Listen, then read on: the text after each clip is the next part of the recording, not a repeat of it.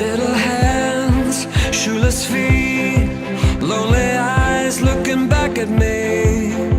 Will we leave behind the innocent to grieve?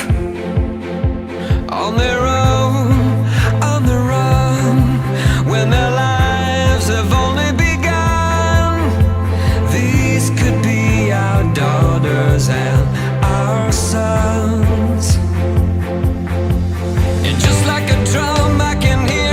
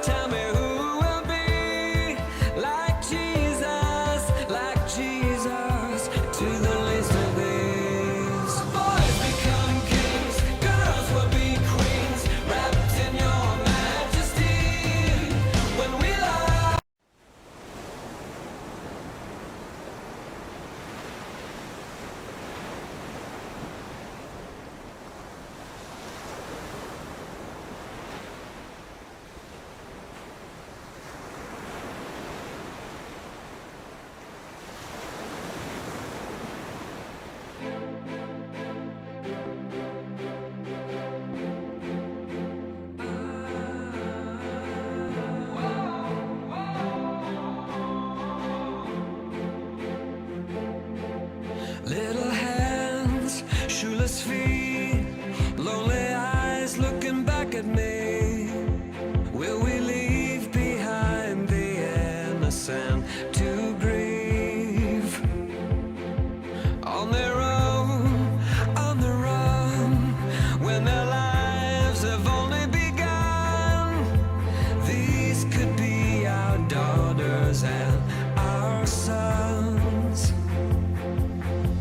And just like a drum, I can hear their hearts beating. I know my God won't let them be defeated. Every child has a dream to belong and be loved. Boys become kings, girls will be queens, wrapped in your majesty. When we love the least of these.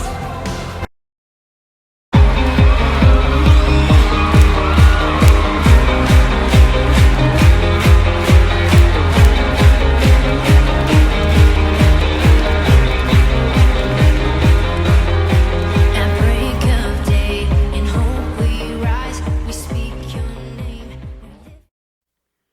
Good morning and welcome to the King's Report this Friday, March 24th, 2017. I'm your host, Sean Moon, the second King of Chenigu. Let's go now to Tim for our AccuWeather forecast. Tim. Good morning. It's 24 degrees and cloudy outside right now. And there is a winter weather advisory. Wow. I don't know what's going on. It's spring, right? Amazing. I'm sure spring came a few days ago, but we do have a winter weather advisory on, but it's not much though. Around 8 o'clock this morning, there's going to be predicted to be a mixture of rain and ice and snow, but no accumulation. We have enough snow on the ground already. But it is going to be a little bit winter-like, although it's spring. But then today it's going to get up to 42 degrees, 47 degrees actually. And then tonight it's going to go down to only 42 degrees. So it's going to be a nice spring evening. Only the 42. Well, that's interesting. We checked the Colorado Rocky Mountains in June because that's where the trekking will be happening. And it goes down on average to like 29, 28 degrees at night in the Rockies. Well, it's not In June, really- in June. in June. It's snow on the mountains in June. Oh, Lord have mercy. My body is so sore. My pack was way too heavy yesterday. We did about 4.18 miles. Oh, and that pack, it's got to weigh at least 60 pounds. I got to weigh it. And it was so heavy. And boy, my legs are cramping like crazy. We got a training mask for the Queen so that she can train at altitude. It's a system where you actually can choose the altitude you want to train at. And she's going to be training at 3,000 feet altitude. We found that this hill at the Chenigu, from the bottom to the top, is only a difference in elevation of about 300 feet.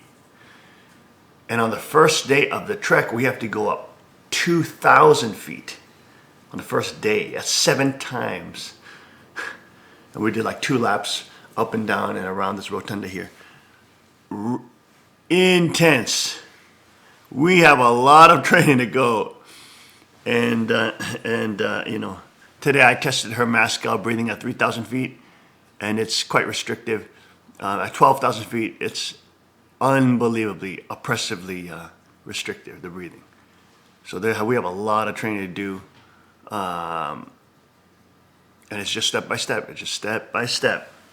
Thank you, Tim, for that morning weather report. Today we are in Romans, and this is Romans 9 and 14. This is subsection Israel's rejection and God's justice. What shall we say then? Is there unrighteousness with God? Certainly not. For he says to Moses, I will have mercy on whomever I will have mercy, and I will have compassion on whomever I will have compassion. So then it is not of him who wills, nor of him who runs, but of God who shows mercy. For the scripture says to the Pharaoh, for this very purpose I have raised you up, that I may show my power in you, and that my name may be declared in all the earth. Therefore he has mercy on whom he wills, and whom he wills he hardens. You will say to me then, why does he still find fault? For who has resisted his will? But indeed, O man, who are you to reply against God? Will the thing formed say to him who formed it, Why have you made me like this? Does not the potter have power over the clay for the same lump that made to make one vessel for honor and another for dishonor?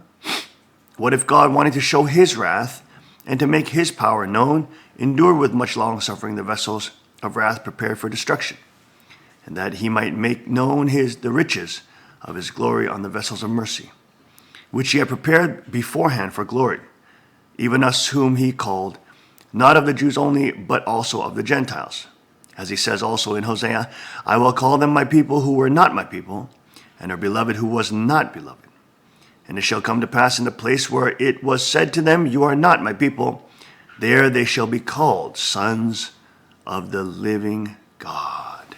Amen. Bless you.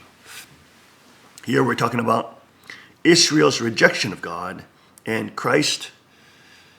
Israel's rejection of Yeshua HaMashiach, Jesus Christ, Jesus as Messiah. And of course, Paul is saying, God will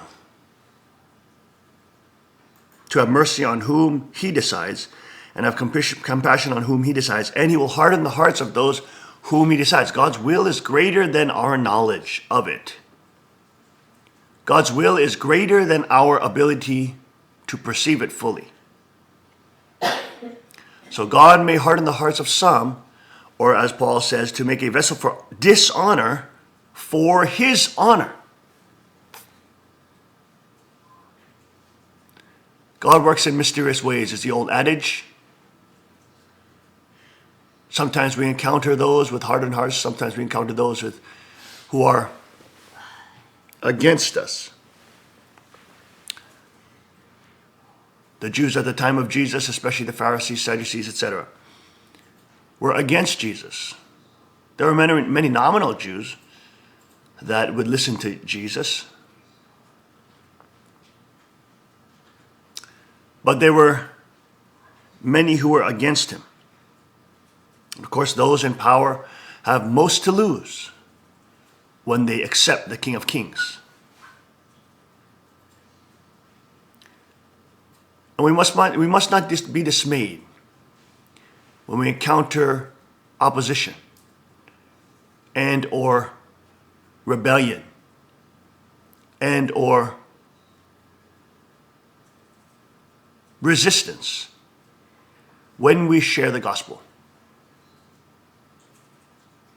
When we share the gospel of the kingdom of God, the King of Kings, the Chinese Constitution, which now is being distributed all over the world to people to whom the Holy Spirit is guiding to give. People are now receiving revelation to give the Chinese Constitution to this or that person. Receiving through prayerful and willful prayer. Asking sincerely, God, who is ready to receive the kingdom? God, who is ready to receive the Chinese Constitution? Who is ready to see with their own eyes the kingdom of God that is coming? The kingdom of freedom and responsibility.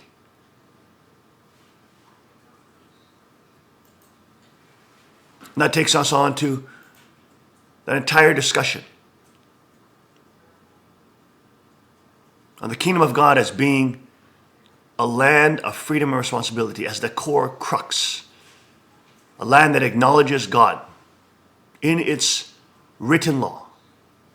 Not only that, but also acknowledges the King of Kings, acknowledges the kingship, acknowledges that this is a kingdom, acknowledges that there is an eternal soul in humanity. That man does not live by bread alone and materialism alone. That this is a nation that does not seek only to be prosperous. This is a nation that does not seek as its final aim to be rich beyond compare. Being prosperous is simply a side effect, an added benefit, an added reward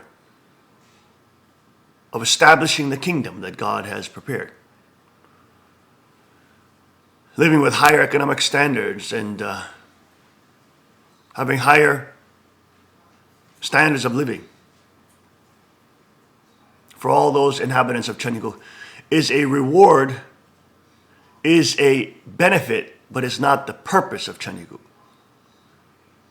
The purpose of Chaniguk is as delineated in the Constitution. 1, to protect the lineage of God. 2, to preserve human rights, which have been given by God. And 3, to prevent the abuse of public or governmental or public money, which is really government.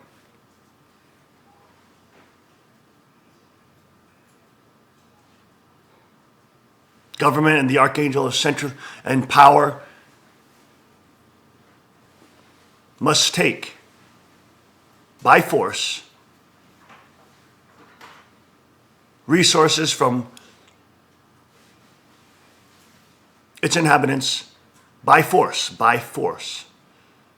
not by willingly people giving, by force. And then by nature redistributes that to their friends and to their in-group.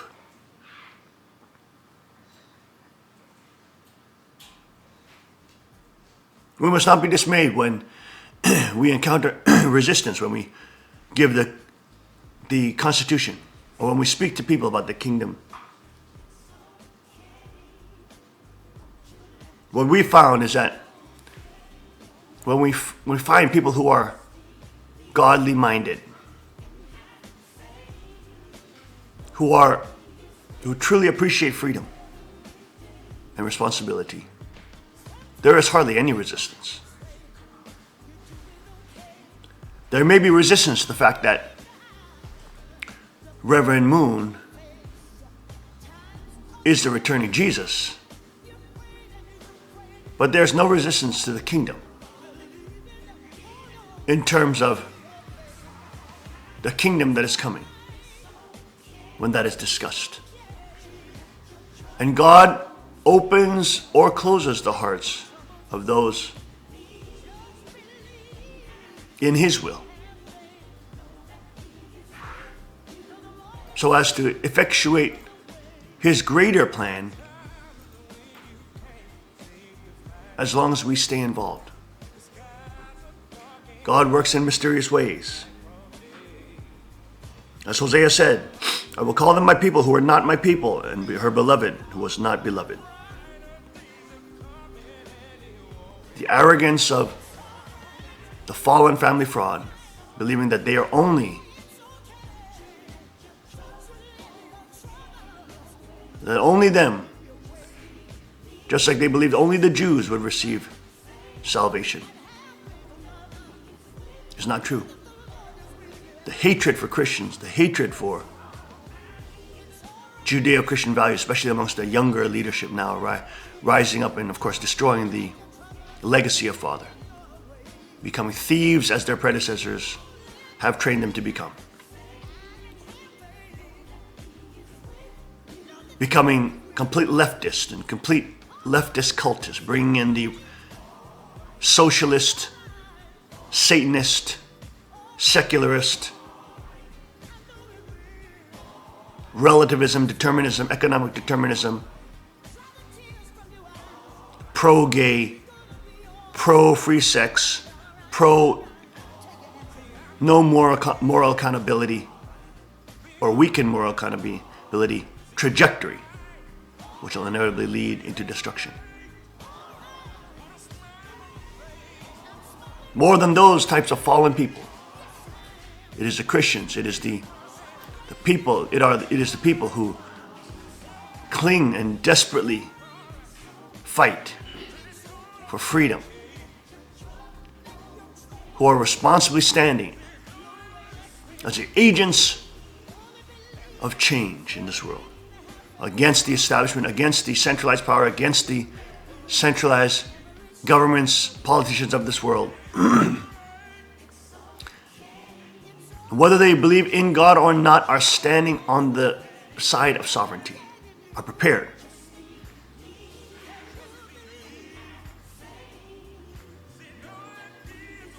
God said, it shall come to pass in the place where it was said to them, you are not my people, but there they shall be called the sons of the living God.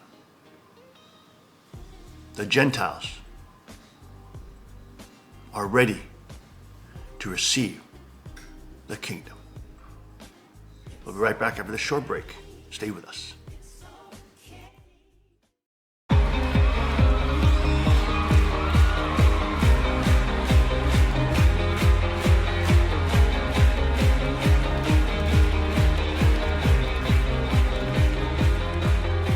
At break of day, in hope we rise, we speak your name. Car Arms, Magnum Research, and Auto Ordnance. The Car Firearms Group.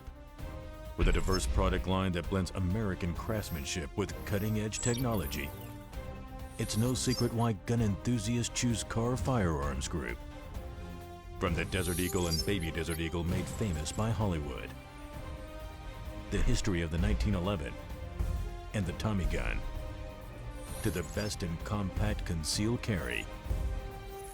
Car Firearms Group is not only the first name in personal defense, it's a name that has earned the respect of gun enthusiasts around the world. Concealment, innovative technology, value, accuracy, and history. Car Firearms Group. Made in the USA. Visit car.com today.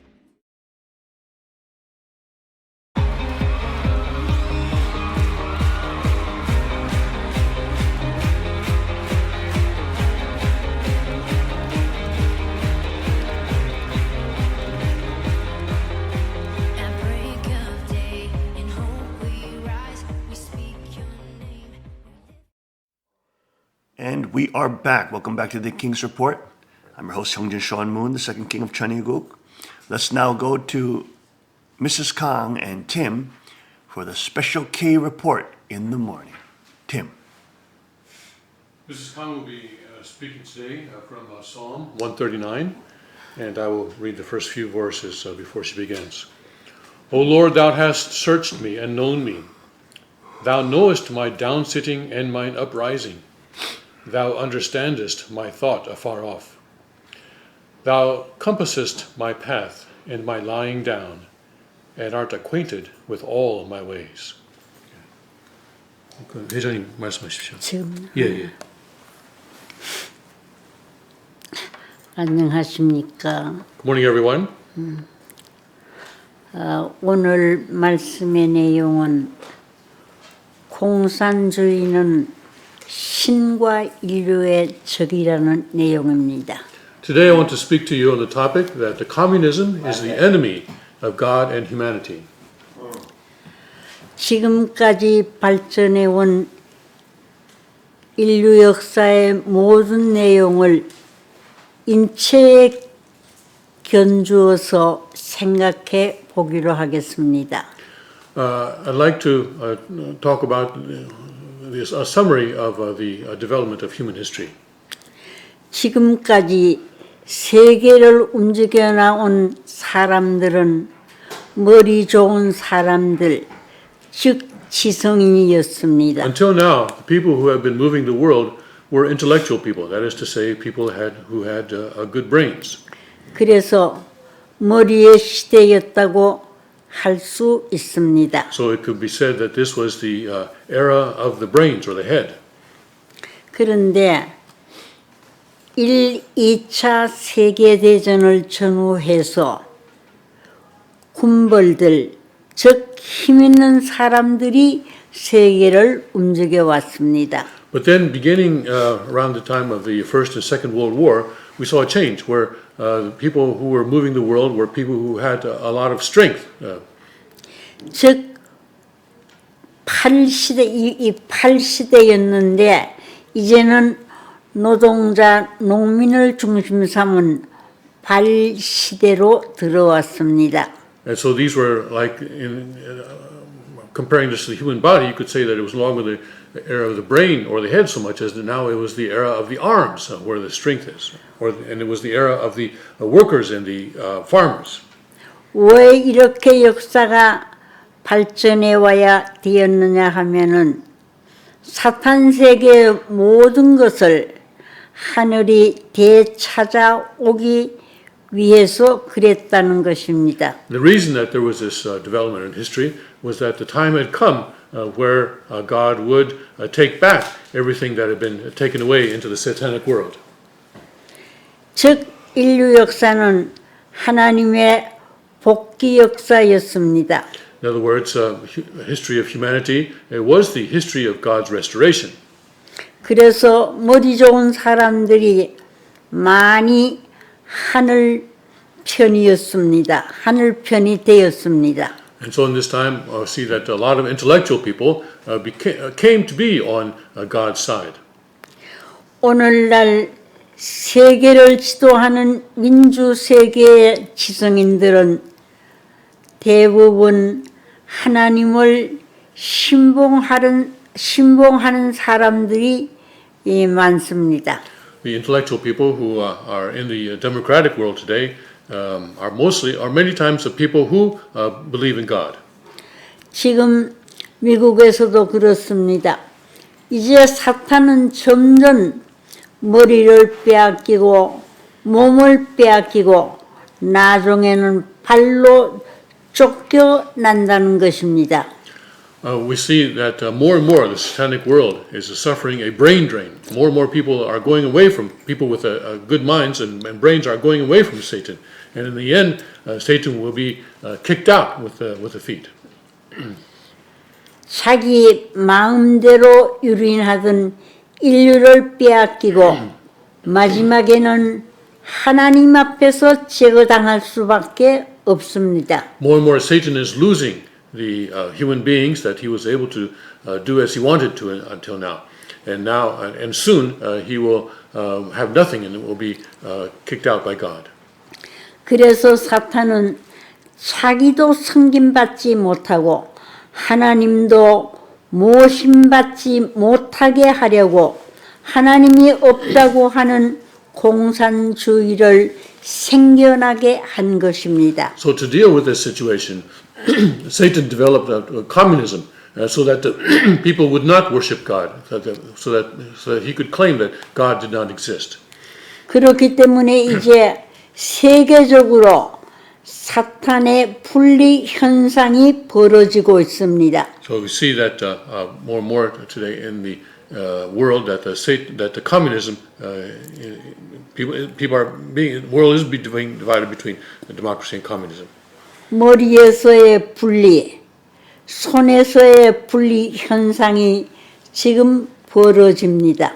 The brain or the head is being divided, and the arms are being divided. 그리고 머리는 하나님을 상징하는데 이것은 인체의 정보기관이라고 할 수 있습니다.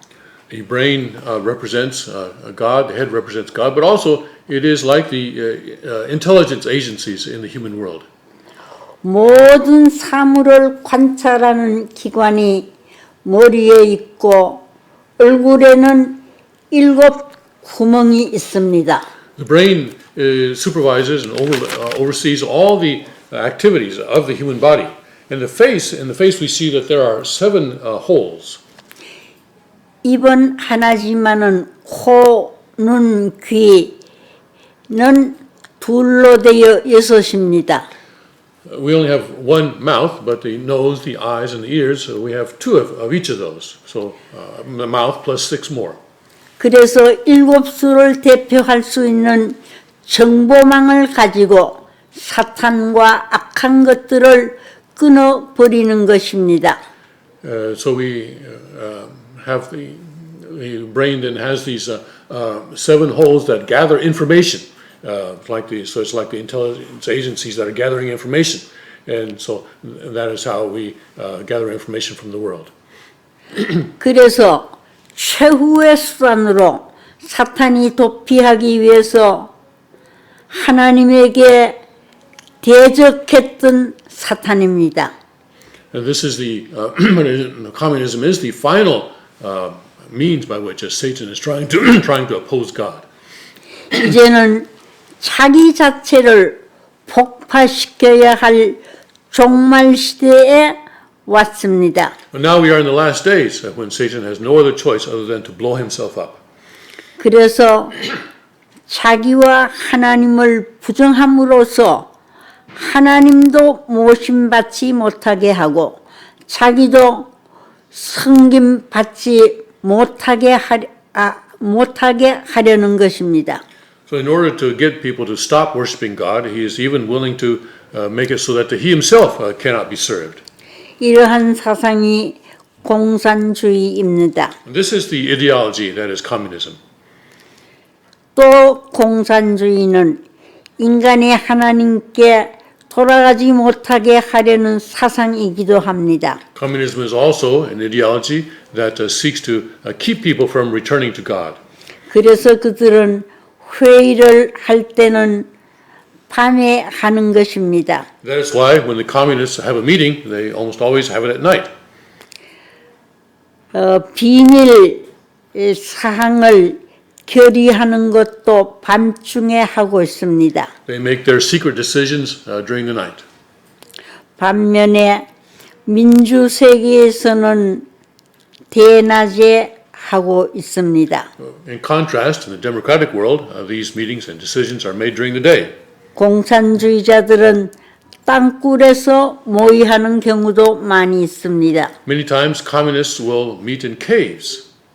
그래서 이러한 운동을 세계화시켜서 전 세계를 사탄화시키려는 집단이 공산당입니다.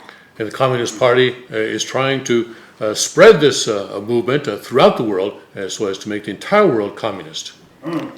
하나님께서 주관하셔야 할 세계를 대신 다스려 보겠다고 나선 것입니다. God is supposed to be in charge of the world, but communism is saying, no, we will take charge of the world.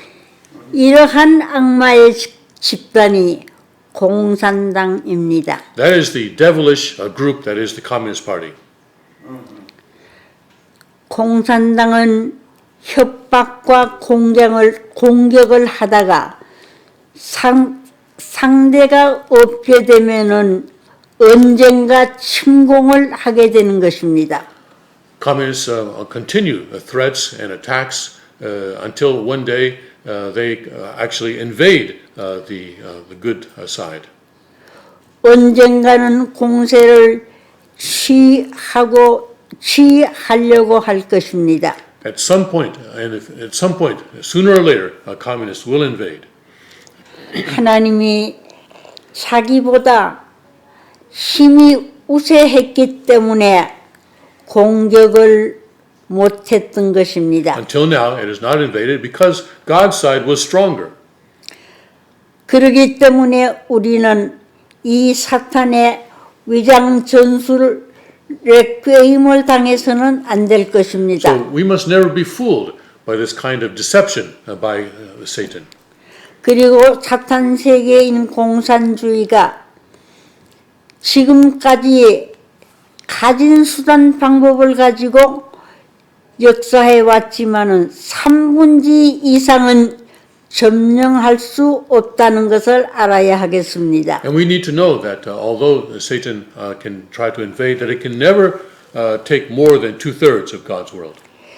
1차, 2차 세계대전 때에도 독일이나 일본이 3분지 2까지는 이겨왔지만 결국은 패망했던 것입니다. In the First and Second World Wars, countries such as Germany and Japan seemed to be doing well, but they could never go beyond that mark of 2/3, and in the end, they finally lost. 소생기, 장성기, 완성기의 3단계 과정을 거쳐 성장하게 되어 왔습니다. In God's world, things grow through the stages of formation, growth, and perfection. 그러나 장성기 완성급에서 타락했기 때문에 3분지 2까지는 사탄이 침범할 수 있는 조건이 있지만 그 이상은 될 수 없는 것입니다. the fall occurred at the perfection level of the growth stage, and so there is a condition for Satan to be able to take 2/3, but he cannot go beyond that. 이러한 과정을 통해 선한 편으로 탄감복귀해 나왔다는 사실을 우리는 알고 있습니다. And we know that now things are being restored through through indemnity. 그러나 하나님이 살아계시는 한 마지막은 자멸하게 되어 있는 것입니다. But as long as God is alive, in the end, Satan can only destroy himself. 우주를 지배하시는 분은 하나님입니다. It is God who is the owner of the universe. 하나님을 경외하는 것이 인생의 근본되는 지혜입니다. The basic wisdom of human life is for us to fear God. 그래서 시편 139편 1절에서 3절까지를 보면은 하나님은 보고 들으시고 또 모든 것을 아시는 분입니다. So we see in the first three verses of Psalm 139 that God sees all and hears all and knows everything about us. 그래서 우리 인간은 하나님께 돌아가는 것이 인생의 귀착점이 되는 것입니다. So that is why the ultimate destination of our lives is to return to God. 하나님이 없다고 그네들이 부르짖고 있습니다마는 이제 그네들의 총말도 얼마 남지 아니했습니다. They can shout all they want that God does not exist, but their end is coming soon. 왜냐하면 하나님은 정말로 살아서 역사하시고 하나님은 계시기 때문에 이것은 아무리 자기네들이 부정을 해도 부정할 수 없는 사실로 나타날 것입니다. 감사합니다. It is a fact that God lives, and it is a fact that He is conducting His providence and His spiritual work. And so it is a fact that He will win against Satan in the end. Thank you very much. 고맙습니다. And we will be right back after this short break.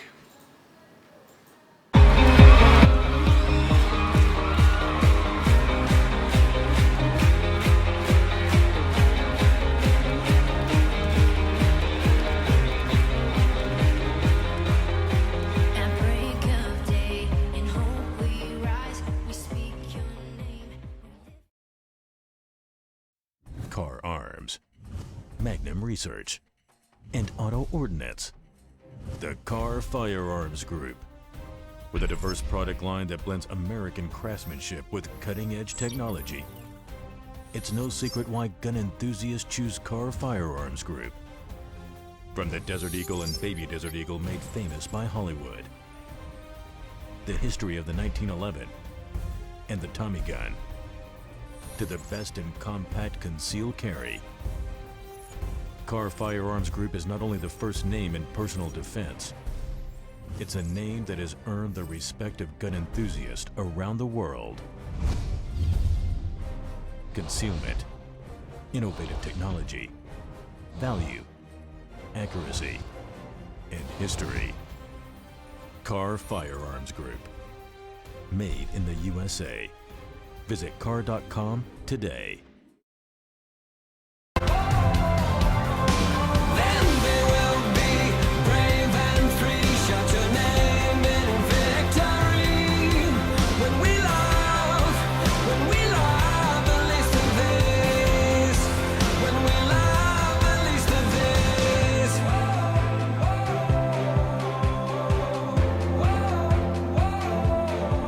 Break our hearts once again. Help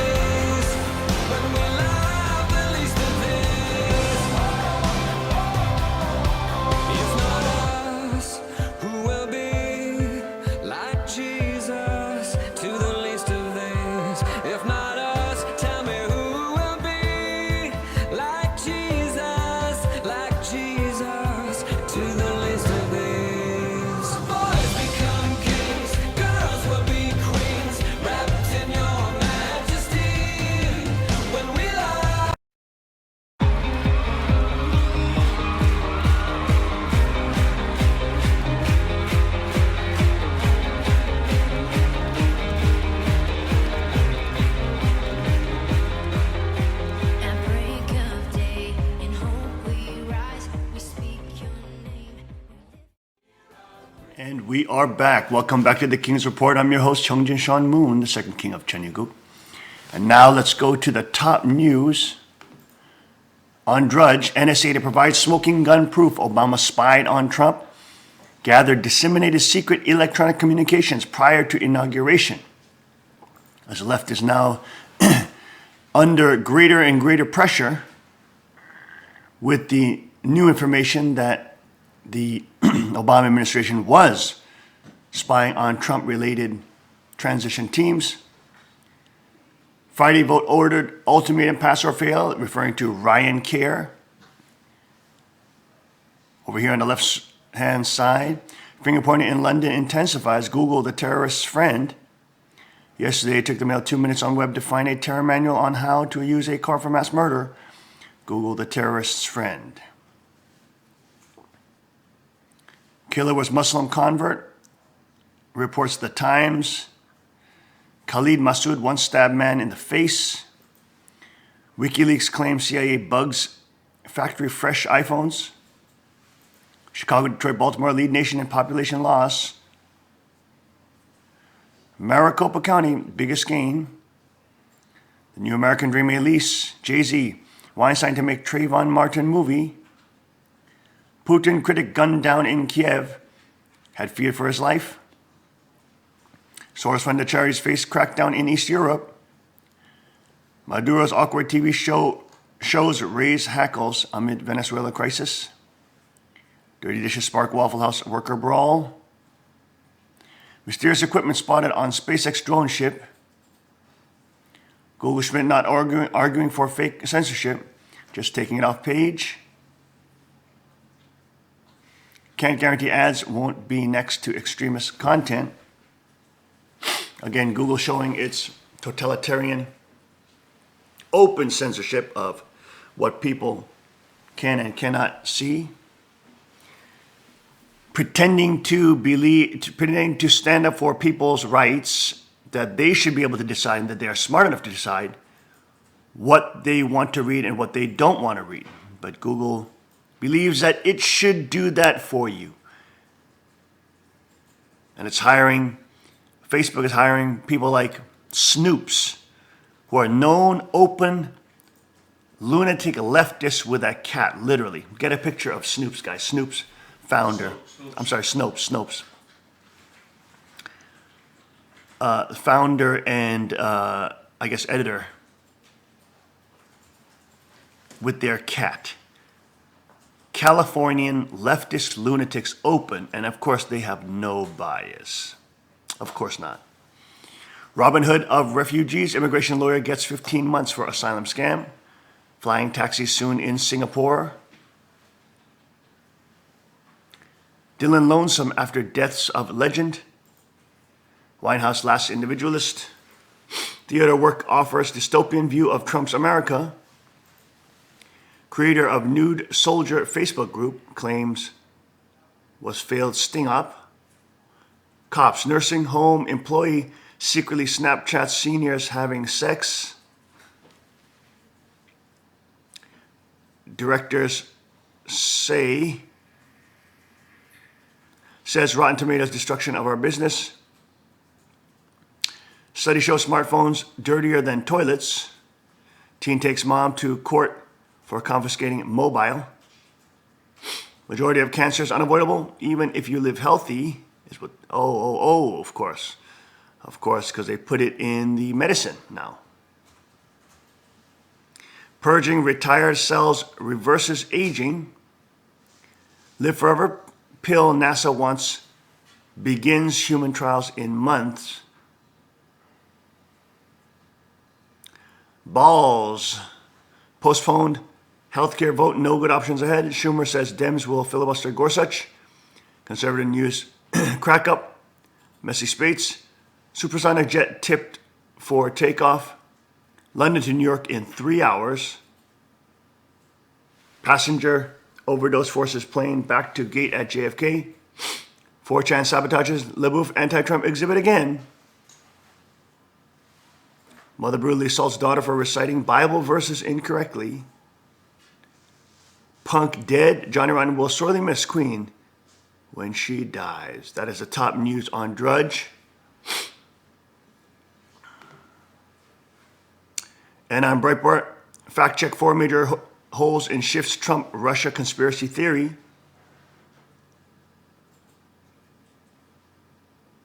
Coming calls for investigation of House Intelligence Chair Nunes after he comes out and says that he has seen the information that vindicates Trump and that Trump was being surveilled on, at least his transition team were being surveilled upon.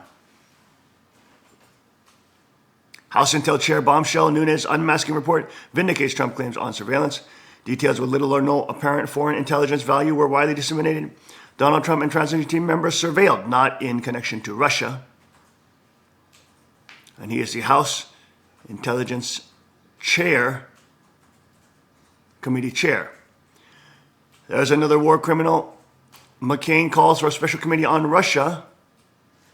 Congressmen call for a federal probe into Podesta Russia links. Spicer, Clinton has much more extensive ties with Russia than Trump. Maddow says Trump totally could have leaked his own tax return. Representative Peter King of New York, 99.5% accurate to say Obama administration surveilled Trump transition team. Elaine Cho staffer hijacks Twitter account. Boost Maxine Waters impeachment fantasy. Pope says EU migrant crisis greatest tragedy since World War II, even though he's openly supporting it. These people are crazy. He says it's the greatest tragedy since World War II, yet he has supported the migrant invasions of Europe. Wow, what a two-faced, bloodthirsty hypocrite this Pope is. What a fake Pope. 100% Council on Foreign Relations, 100% Bilderberg supporter, 100% New World Order supporter, 100% political Satanist, 100% destabilizer, 100% fake wolf in sheep's clothing, pretending to be this pious, white-clad Pope or holy man, inviting and allowing the elites and the super elite class, the predatory class, to forcing his Catholic believers, which there are 1 billion plus, right? No, not 1 billion. That's in total with Protestant Christians. Probably about half of that are Catholic. Fooling his massive flock of believers to buy into the political Satanism which he is pushing. Sweden, too dangerous for police to commute alone to their own station. Italian populists poised for election win hit record highs in polls. Italy now starting to break from the EU. Westminster attacker, British-born, known to MI5, 7 more arrests. Islamic State claims responsibility. Copycat foiled in Belgium. Islamic State supporters celebrate blessed Westminster terror attack. Soon they say it's coming to London. Australian minister says London attack shows we were right to reject 500 asylum seekers. Delhi poll, keep calm and carry on in the face of Muslim terror. No thanks. Polish PM, Prime Minister, impossible not to connect terrorism with migration policy. Europe is collapsing. Theresa May says Islamist Westminster attack, not Islamic. It's Islamist, not Islamic. Okay. EU security chief says Westminster terror linked to Brussels attack. Gorka, an upstanding citizen or immigrant on Monday, doesn't decide to become a jihadi on Tuesday. Dr. Alan Mendoza attack followed modus operandi of ISIS-related attacks. London terrorists reveal convicted criminal Khalid Massoud.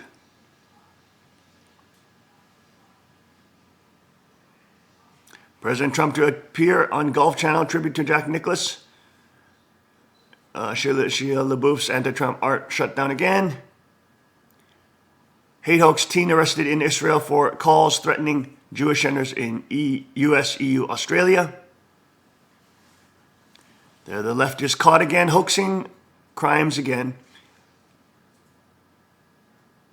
Exclusive Russia-Chinese spy ships shadow U.S. supercarrier near South Korea. China denies South China Sea construction project announced in state media. Tillerson fallout. China demands U.S. respect illegal airspace claim over Japanese islands.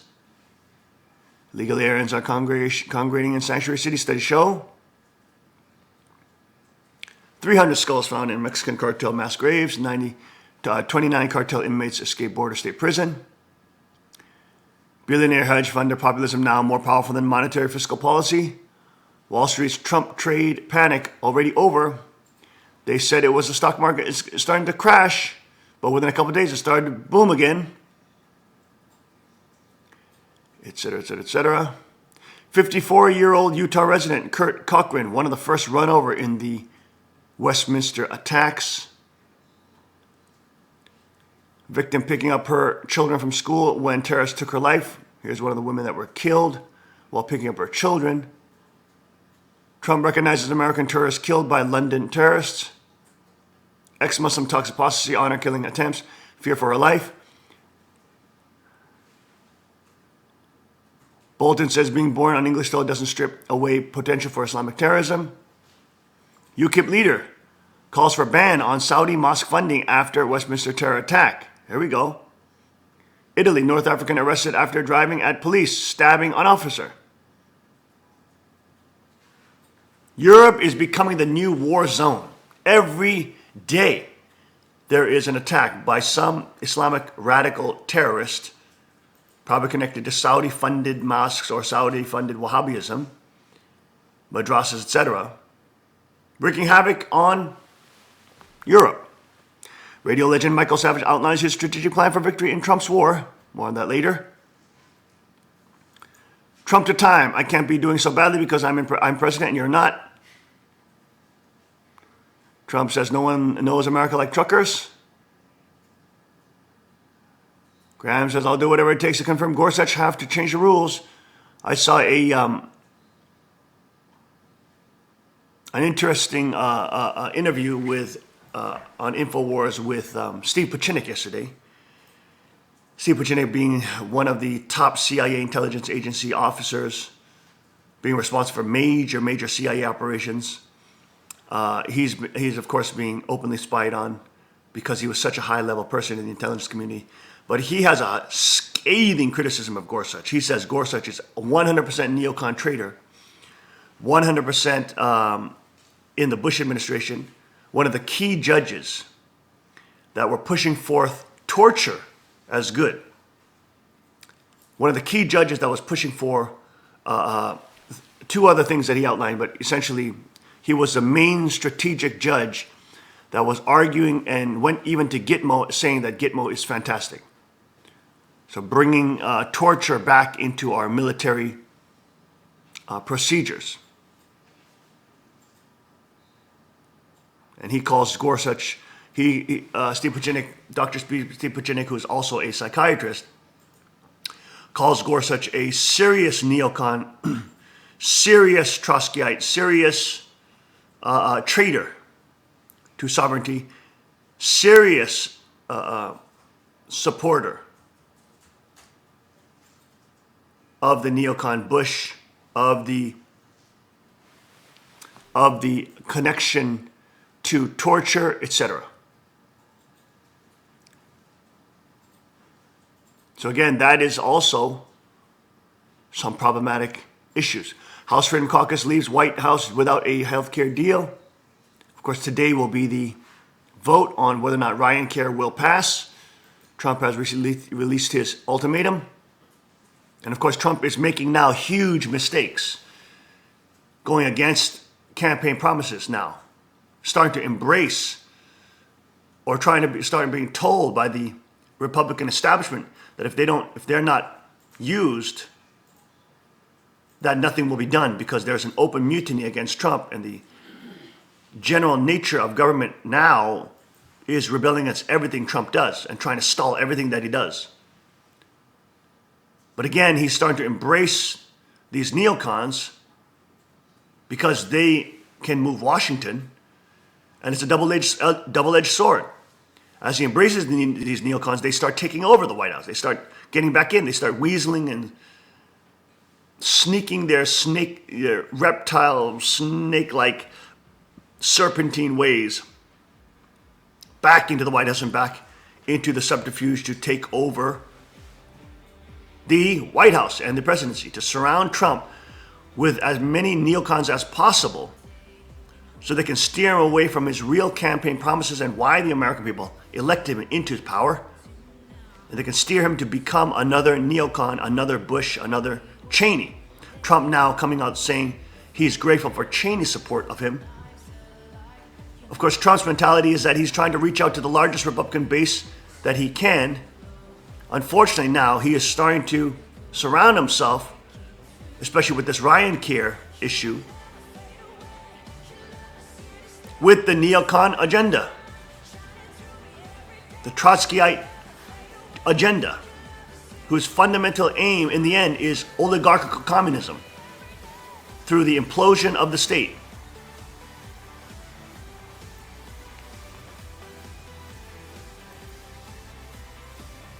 So what unfolds is yet to be seen. But Trump must stay away from these Ryans and these Boltons. He's of course bringing Bolton now, sneaking his way back into the White House, the warmonger. So the neocons are trying to weasel their way around Trump, trying to change his mindset, trying to change what got him elected. And Coulter also openly saying that Trump needs to get away from these people and he needs to get back to immigration, trade, infrastructure, building a wall, not Paul Ryan's standard GOP corporate stuff. More on these issues when we return. Stay with us on the King's Report.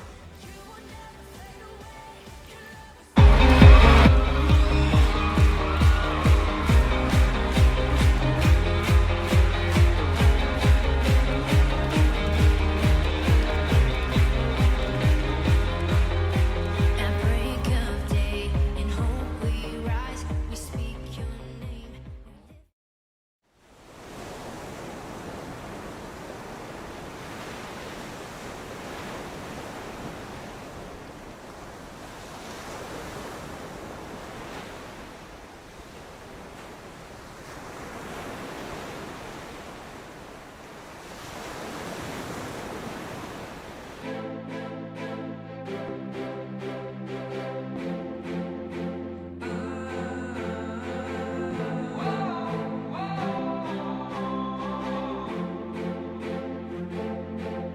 Little hands, shoeless feet, lonely eyes looking back at me.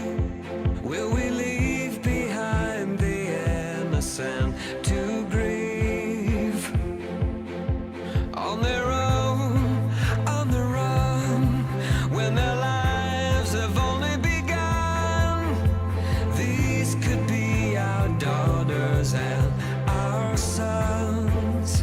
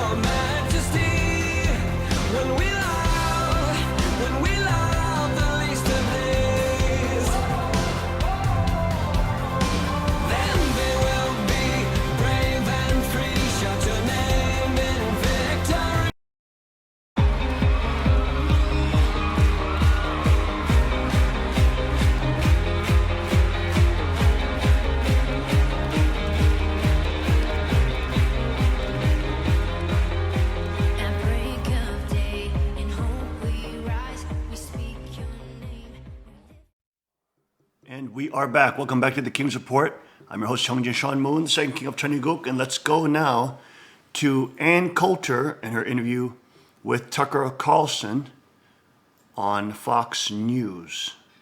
Let's go to that clip. In this country, it was really interesting. Here's part of what we found.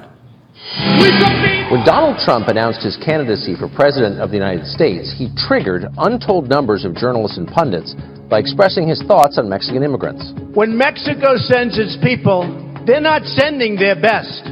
They're not sending you. They're not sending you. An exclusive analysis of data collected by the Federal Drug Enforcement Agency largely vindicates the president's claim that U.S. immigration policies are contributing to crime in the country.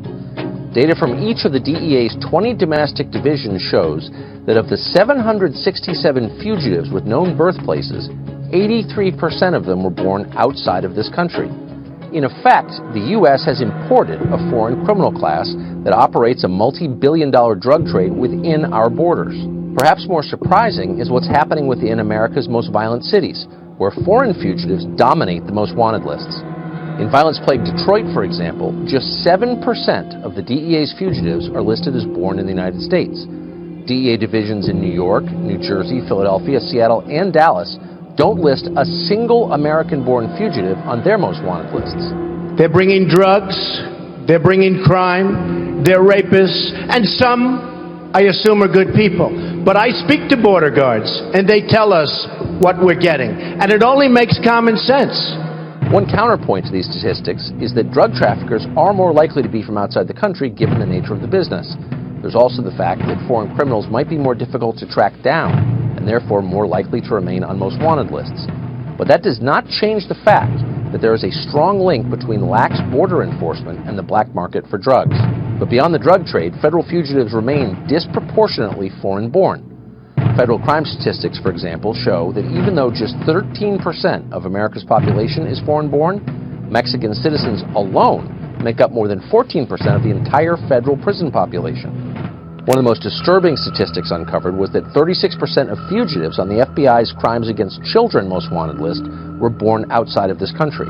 Those fugitives include Mexican-born Hugo Sanchez, an alleged serial rapist who preys upon young children, Luis Tejada of El Salvador, wanted for distributing child pornography, and Mexican-born Jose Antonio Barroso, who allegedly raped a 5-year-old.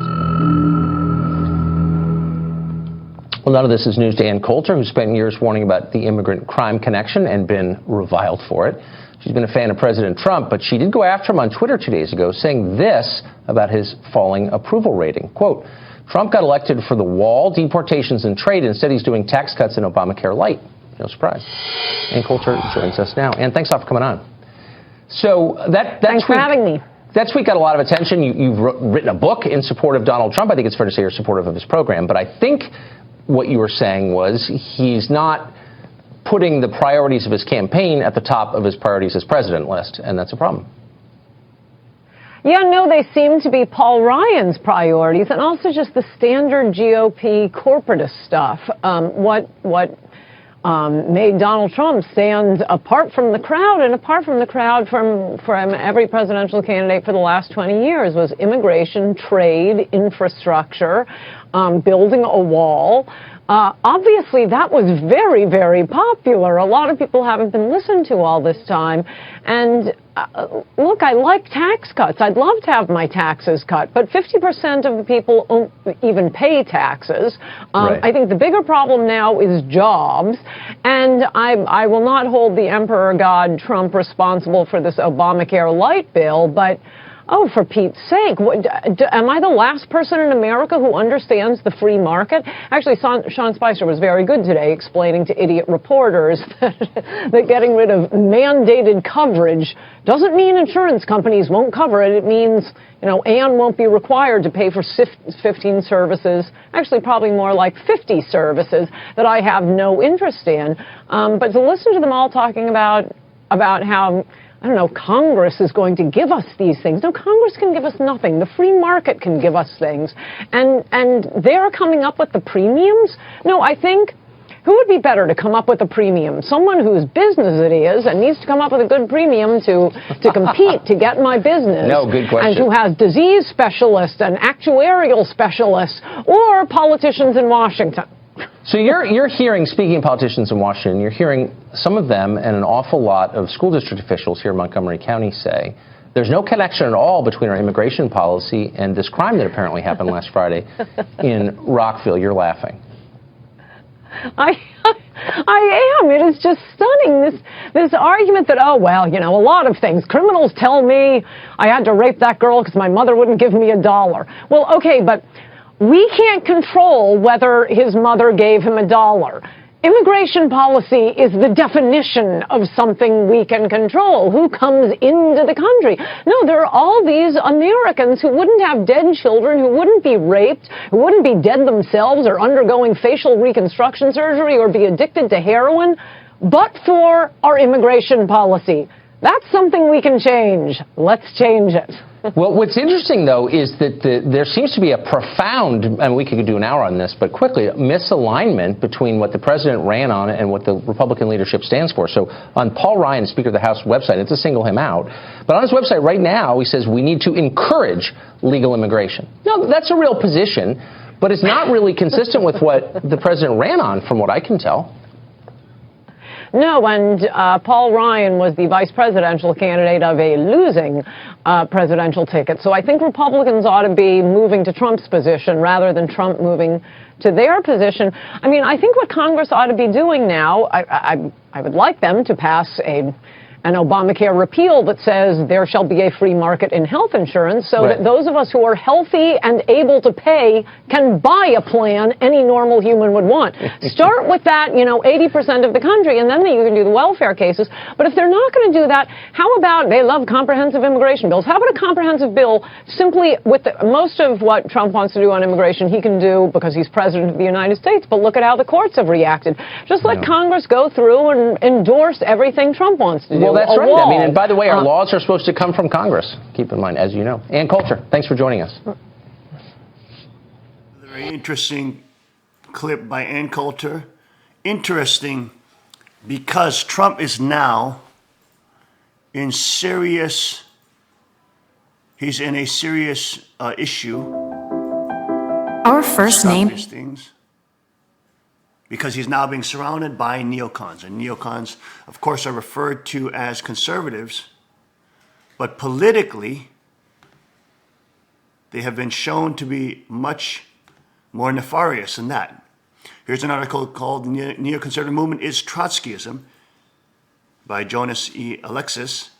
Former neoconservative luminary Francis Fukuyama of Stanford, formerly of Johns Hopkins, compares the neoconservative movement to Leninism.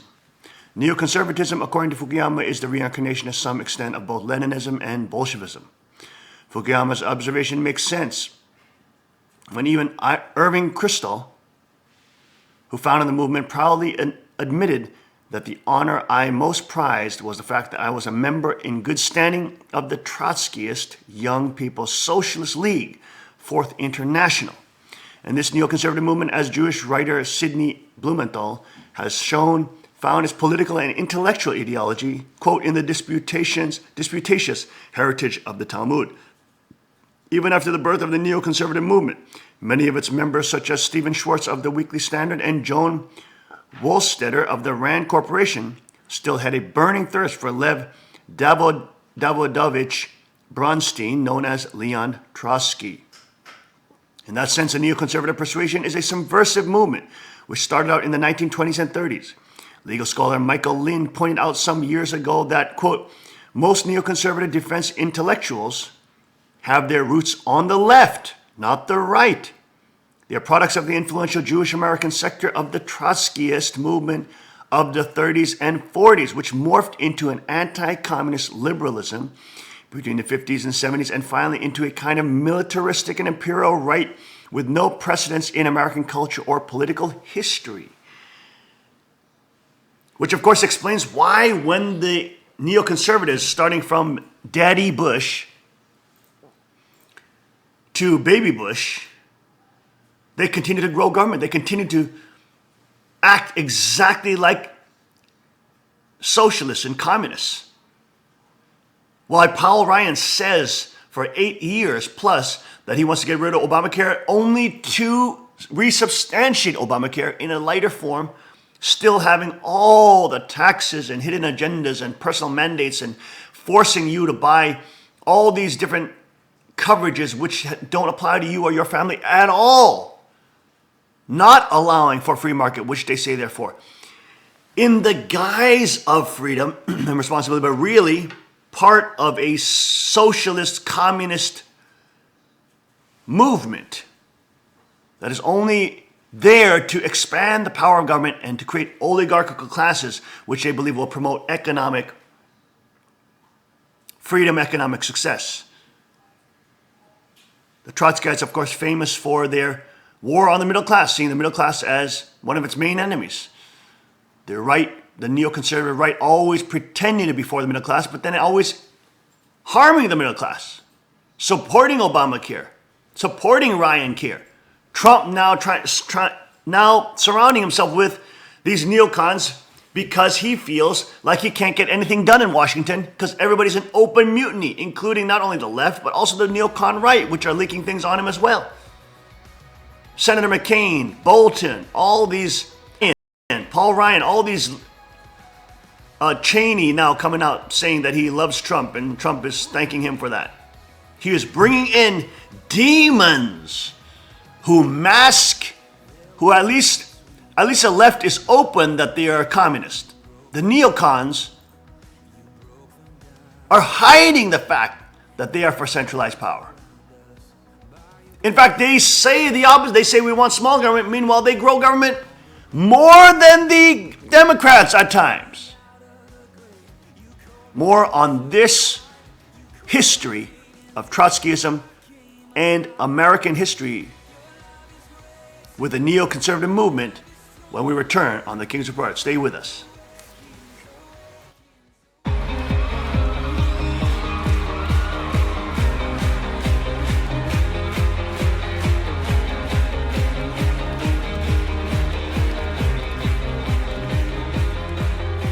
At break of day, in hope we rise, we speak your name. Car Arms, Magnum Research, and Auto Ordnance. The Car Firearms Group. With a diverse product line that blends American craftsmanship with cutting-edge technology.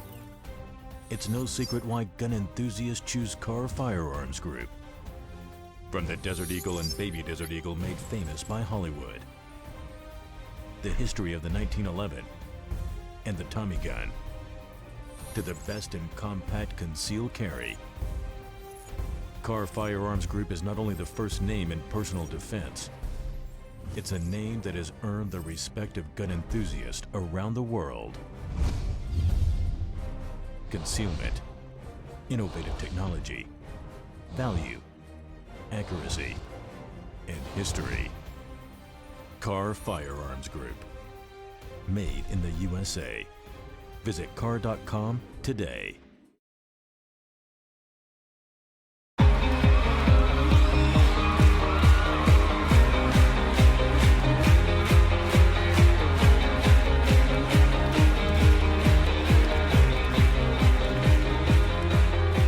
At break of day, in hope we rise, we speak your name. And we are back. Welcome back to the King's Report. I'm your host, Hyungjin Sean Moon, the second king of Cheoniguk, as we break down the neoconservative movement and its history, how it's related to communism, and why the Republicans, up until Trump, have been talking about free markets, have been talking about smaller government, but have only grown government, have reduced the free market, are now putting forward Ryan Care, which Trump is saying, hurry up and vote on it. Maybe Trump is in a double play. Maybe he knows this won't pass, and maybe he's then going to be able to implement and propose his plan. We know that Trump is surrounded by vipers and a brood of vipers. Washington is a nest of the most corrupt, the most predatory class in the world. So we know Trump is going into the nest of hornets, a den of thieves. He's surrounded not only by the lunatic leftists and the open communists, but also the secret communists with the neoconservative movement. Paul Ryan and these total traitors to America. Going forward with this article, this was the case on neoconservatism. We'll start with legal scholar Michael Lynn pointed out some years ago, most neoconservative defense intellectuals have their roots on the left, not the right. Yes, they're communists. They are products of the influential Jewish American sector of the Trotskyite movement of the 1930s and 40s, which morphed into anti-communist liberalism between the 50s and 70s, and finally into a kind of militaristic and imperial right with no precedence in American culture or political theory. Why are the neocons always pushing for hegemonic imperialism within the United States? Why are they constantly pushing us into wars? Why is McCain and Bolton and Ryan and all these fake conservatives continuous to push into more and more militaristic endeavors, more and more wars, endless war, endless spending, endless growing of the state, endless concentration of power to them, playing into the whole two-party duopoly dialectic? This was a case for Irving Kristol, who bragged about how his Jewish intellectual comrades such as Nathan Glazer of Harvard, Philip Selznick of Berkeley, Peter Rossi of Johns Hopkins, Monroe Berger of Princeton, I. Milton Sachs of Brandeis, and Seymour Melman of Columbia were not only Trotskyites, but were, quote, unquestionably the most feverishly articulate in indoctrinating students into their Weltanschauung, Trotskyite philosophy. Kristol argues in the book, The Neoconservative Persuasion, that those Jewish intellectuals did not forsake their heritage, revolutionary ideology, when they gave up communism and other revolutionary movements, but had to make some changes in their thinking. America is filled with such former Trotskyites who unleashed an unprecedented foreign policy that led to the collapse of the American economy. We have to keep in mind that America and much of the Western world were scared to death of Bolshevism and Trotskyism in the 1920s and 30s because of its subversive activity. Winston Churchill himself wrote an article in 1920 in the British newspaper Illustrated Sunday Herald entitled Zionism versus Bolshevism, a struggle for the soul of the Jewish people. The United States had document after document in archives, particularly at the Yale Law School, on Bolshevik Revolution. One of those documents is entitled Papers Relating to the Foreign Relations of the United States 1918, Russia, Volume 1, The Bolshevik Coup d'etat, November 7, 1917. Virtually no one wanted to tolerate Bolshevism. Noted Australian economist John Quiggin declares in his recent work, Zombie Economics, that ideas are long-lived, often outliving their originators and taking new and different forms. Some ideas live on because they are useful, others die and are forgotten. But even when they have proved themselves wrong and dangerous, ideas are very hard to kill. Even after the evidence seems to have killed them, they keep on coming back. These ideas are neither dead, alive nor dead, rather they are undead or zombie ideas. Bolshevism or Trotskyism is one of the zombie ideas that keeps coming back in different forms. It has ideologically reincarnated in the political disputations of the neoconservative movement. If this sounds like an exaggeration, and if you think the projectile motion of Trotskyism is over, listen to Gabriel Schoenfeld, senior advisor to the Mitt Romney for President campaign, as to why he supported Romney for president. My support for Mitt Romney has something to do with a ship called Serpa Pinto and with an American Marxist revolutionary. Schoenfeld later declared that his father was a Trotskyite in the revolutionary sense, and that Obama was too soft in the Middle East, and Romney was the better choice to take care of Iran. Schoenfeld was an editor for the neoconservative magazine Commentary. As it turns out, neoconservative think tanks such as the American Enterprise Institute are largely extension of Trotskyism with respect to foreign policy. Other think tanks such as Bradley Foundation were overtaken by the neoconservative machine back in 1984. No pun intended with the 1984 date. Some of those double agents have been known to have worked with Lukid supporting Jewish groups such as the Jewish Institute for National Security Affairs, an organization which has been known to have co-opted several non-Jewish defense experts by sending them on trips to Israel. It flew out the retired General Jay Garner, now slated by Bush to be proconsul of occupied Iraq. Philo-Semitic scholar Stephen Halper of Cambridge University and Jonathan Clark of the Cato Institute agree that the neoconservative agendas have taken American international relations on an unfortunate detour, which is another way of saying that this revolutionary movement is not what the Founding Fathers signed up for, who all maintained that the United States would serve the American people best by not entangling herself in alliances with foreign entities. As soon as the Israel lobby came along, as soon as the neoconservative movement began to shape U.S. foreign policy, as soon as Israel began to dictate to the U.S. what ought to be done in the Middle East, America was universally hated by the Muslim world. Moreover, former Secretary of Defense Robert Gates made it clear to the United States that the Israelis do not and should not have a monopoly on the American interests in the Middle East. For that, he was chastised by neoconservative Elliott Abrams. In that sense, the neoconservative movement as a political and intellectual movement represents a fifth column in the United States in that it subtly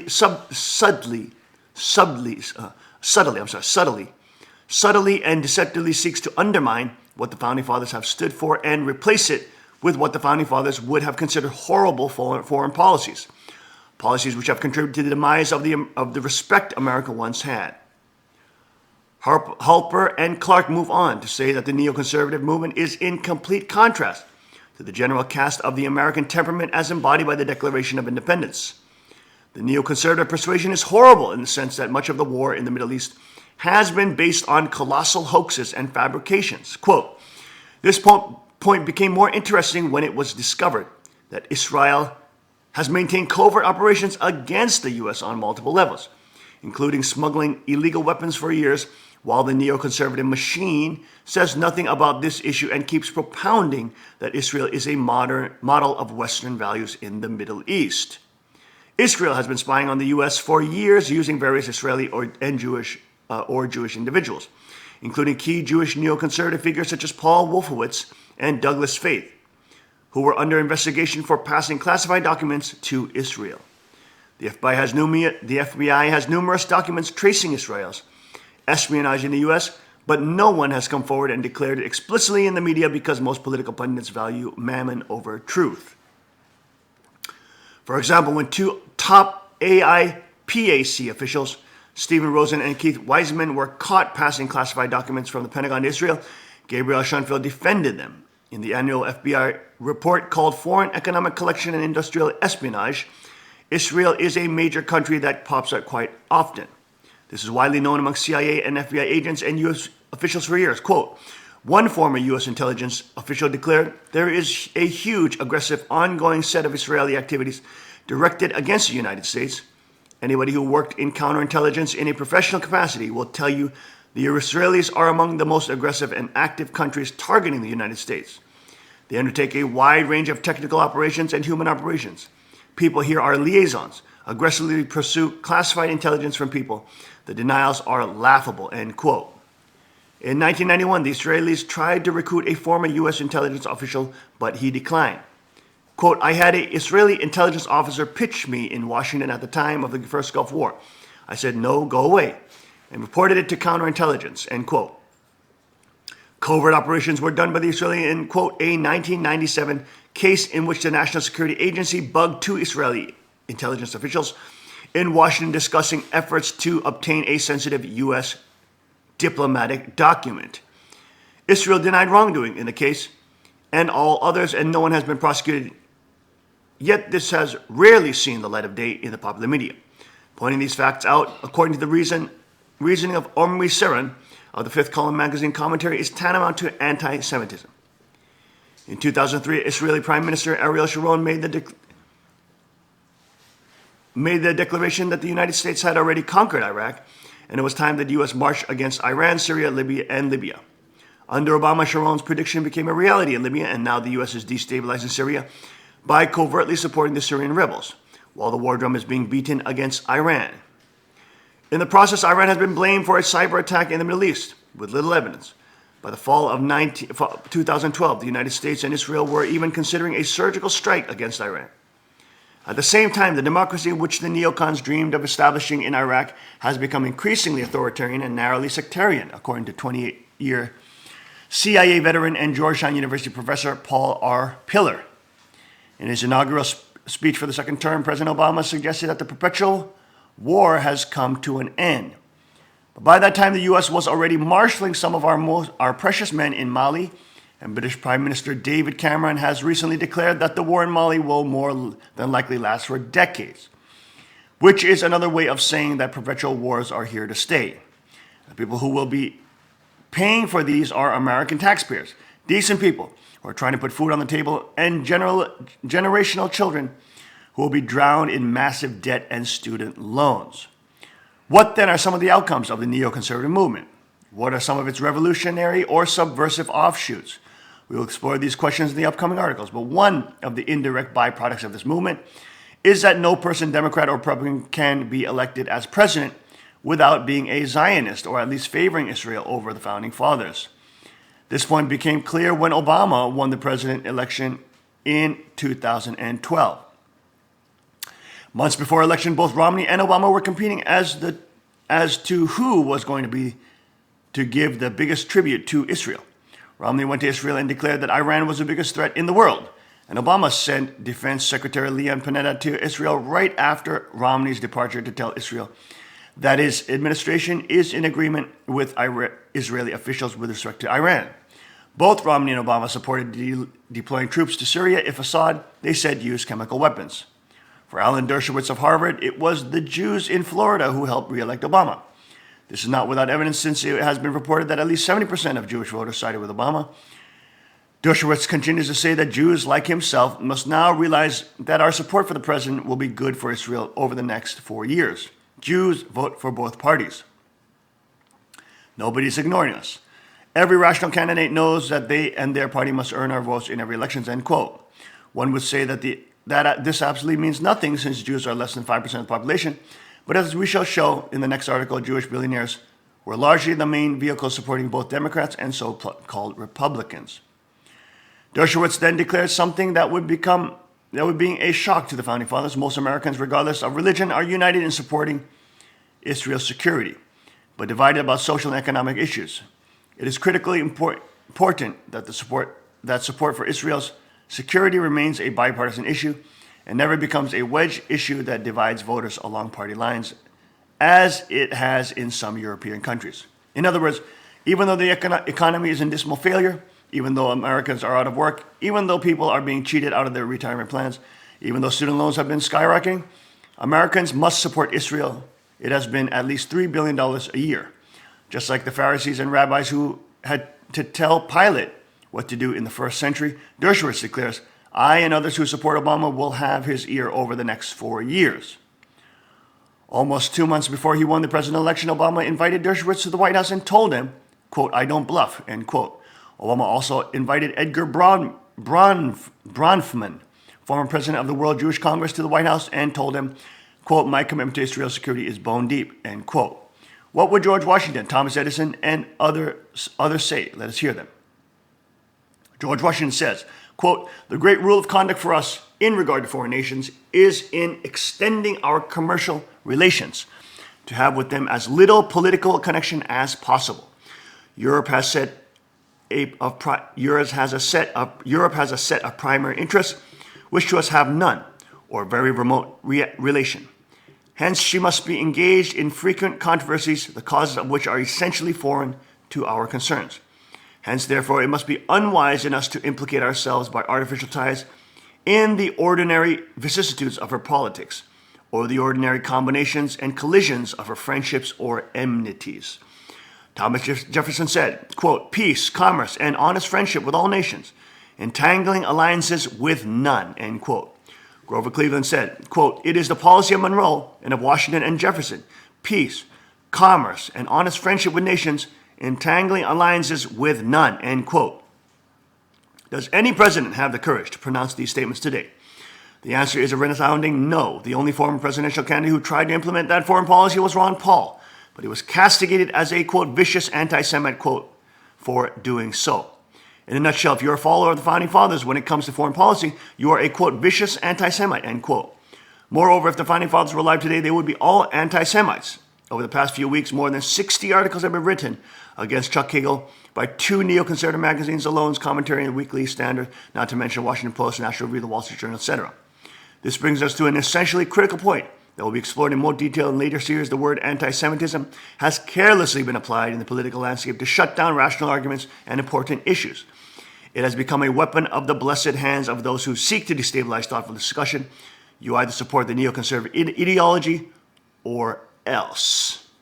A very interesting article on the neoconservative connection to some of its main progenitors and the Trotskyite leftist communist movement, eventually morphing into the militarized right, which continues to lead us into endless foreign entanglements and endless wars, whether or not you support Israel or not.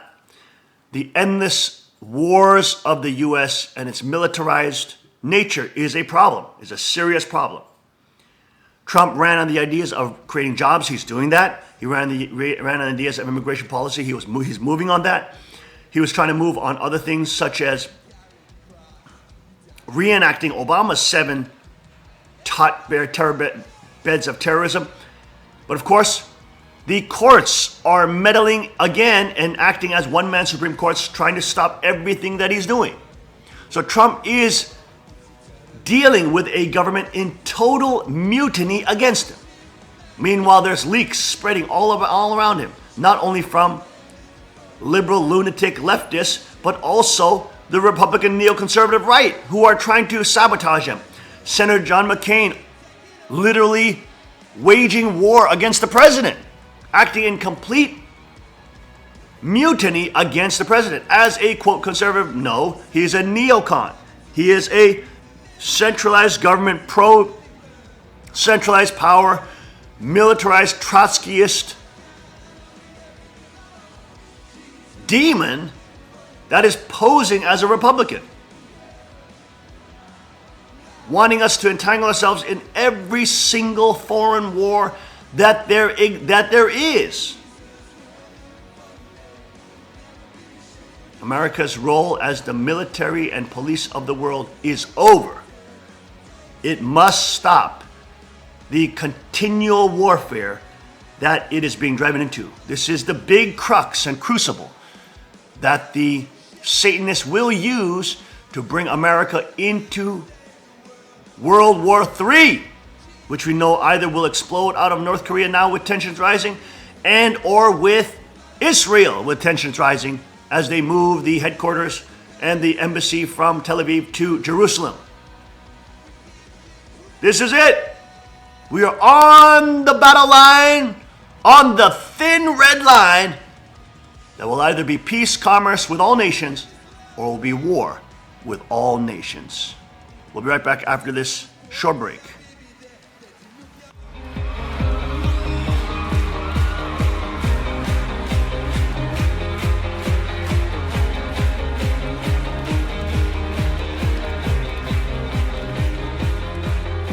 At break of day, in hope we rise, we speak your name.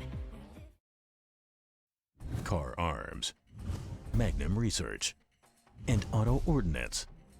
The Car Firearms Group.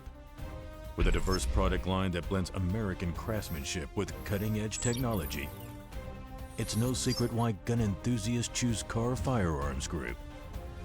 From the Desert Eagle and Baby Desert Eagle made famous by Hollywood. The history of the 1911 and the Tommy gun. To the best in compact concealed carry. Car Firearms Group is not only the first name in personal defense, it's a name that has earned the respect of gun enthusiasts around the world. Concealment, innovative technology, value, accuracy, and history. Car Firearms Group. Made in the USA. Visit car.com today. Car Arms, Magnum Research, and Auto Ordnance. The Car Firearms Group. With a diverse product line that blends American craftsmanship with cutting-edge technology. It's no secret why gun enthusiasts choose Car Firearms Group. From the Desert Eagle and Baby Desert Eagle made famous by Hollywood. The history of the 1911 and the Tommy gun. To the best in compact concealed carry. Car Firearms Group is not only the first name in personal defense, it's a name that has earned the respect of gun enthusiasts around the world. Concealment, innovative technology, value, accuracy, and history. Car Firearms Group. Made in the USA. Visit car.com today.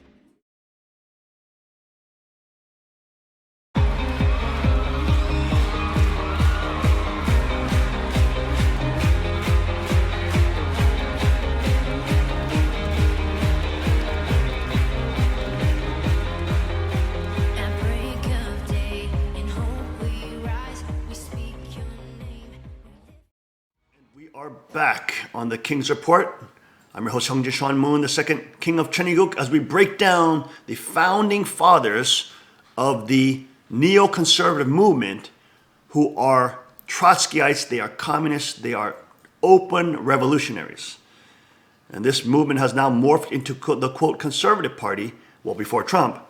And that is why we've been in continual warfare, because Trotsky believed in continual revolution. Let's have Tim break this down a little further. Tim. Of course, when Marx wrote his theories, supposed theories, his idea was that the first country to have a communist revolution would be Britain, as he thought that that is where capitalism has developed most, and the flaws of capitalism would be most apparent in Britain, and that would be where his ideas would be realized. But lo and behold, the first country to have a communist revolution on his lines was the Soviet Union, or was Russia, a very agrarian country. And so then people had to explain how that's possible. And Trotsky's idea was that, well, this conception of a permanent revolution is how he explained it. And this permanent revolution was first established by Marx and Engels, but it has become most closely associated with Leon Trotsky. And it's very interesting what the King was just reading, that the neocons are believing, or they are promoting, permanent warfare for the United States. And so this seems to very much in line with their roots in Trotskyism, because that is where they learned about the permanent revolution. And Trotsky also, in part of his theory, was that you could not have socialism in one country, that the world had to move together slowly towards socialism and communism, and that was where he and Stalin parted ways. And of course, he fled eventually to Mexico, and Stalin had him assassinated there. So that was there are similarities I can see with what neocons are doing today and the roots that they have in Trotskyism. That's an very interesting point, because it's George Herbert Walker Bush, the father Bush, who was, of course, the head of the CIA, and also was the president that was involved in all sorts of covert operations. But anyways, when he got control of CIA, he's the one who was first mentioning the idea of a world governance, idea of a new world order, the idea that now we're at this new age where we can actually establish a new world order. Guys, type in George Herbert Walker Bush's announcing New World Order. He was the first president talking in those terms. And of course, we know that from him we have the continuation of a massive centralized state under the Republicans, and continuous warfare, which of course the normal taxpayer has to pay for, over and over and over, entangling us in the spider web of war, constant warfare, constant, because that goes to Tim's point about how they see as creating this world. The world order has to move towards this centralized power. Trotsky was a very adamant socialist. Go ahead. Absolutely. He was not in the rule communist, yes. Communist. It was just a matter of how to get there, where he and Stalin disagreed. Let's take a look at this video. We have before us the opportunity to forge for ourselves and for future generations a new world order, a world where the rule of law, not the law of the jungle, governs the conduct of nations. When we are successful, and we will be, we have a real chance at this new world order, an order in which a credible United Nations can use its peacekeeping role to fulfill the promise and vision of the UN's founders. And of course, there he is departing with the founding fathers, propping up the UN as the solution for world governance. And this is why Father was always railing on Bush whenever we had meetings with him in private meetings, when he was railing on him, saying, you are a king of Satan's world. You must listen to Reverend Moon. And the UN is Satan. He called the UN was a Satan's UN. Who knew that? Why don't they report about that? Why aren't they telling that truth? They just want to put up images that Father was working with Bush. No, he was cursing him all the time when we were meeting him. He was constantly challenging him, telling him, you must obey everyone, stop obeying the UN. Because Bush was one of the first presidents that were openly promoting world regulation, world law over sovereignty-based law, over local jurisdiction, over national even jurisdiction. He was, as you saw in that clip, promoting the UN as the solution. The group of unelected bureaucrats, mostly comprised of communists and tyrants and totalitarians, are allowed in the UN. If it was a UN of total, hardcore, libertarian, democratic countries, that's one thing, but this is a UN that's filled with primarily totalitarian countries. The democratic parties are the minority. Why do you think the UN keeps moving towards totalitarianism? And here Herbert Walker Bush is openly promoting, quote, what he called the New World Order, and what he, quote, called, of course, what is it, Rockefeller was 100% behind this. Kissinger, 100% behind it. Continually trying to promote a world governance structure that would eradicate the rule of law of every sovereign state. And with UN-sanctioned UN law, all peoples of the world would be disarmed, and the super elite class, of which these globalists are included, and these political Satanists are included, would create worldwide Satanism, worldwide oligarchy, worldwide control, worldwide totalitarianism, where people cannot have self-determination, where people are being surveilled 24/7, where people are being forced to take harmful chemicals and vaccines and poisonous foods into their bodies so that they can't live long and prosperous and healthy lives. That they are slaves to the state and the big monopolies of big pharma or big government or big education or big banks, etc. And are literally farmed. This is a type of Satanism that is manifested politically. And the neoconservative movement has become the wolves in sheep's clothing, pretending to be Christians, pretending to be those who are conservative in their nature, pretending to those who are standing up for the Bill of Rights and the Founding Fathers and freedom and sovereignty, etc. Meanwhile, they're pushing Obamacare, which is the opposite of freedom and sovereignty, which is 100% Trotskyite communist healthcare system, enriching the super mega insurance corporations, which are foreign. Forcing, not by choice, forcing the normal man and woman, forcing them to buy coverage for stuff that they will never be covered for, forcing them to be tax farmed, forcing them to be exploited. The Republicans are 100% supporting these things. And who knows, Donald Trump knows this. He knows this. It's possible that he's seeing this play of hands. He's seeing that he has to go along with this just to get this thing moving so he can get move on other things, because he's been creating tremendous amount of jobs. He's bringing companies back into the United States. He's bringing massive confidence in the markets. The stocks are booming again.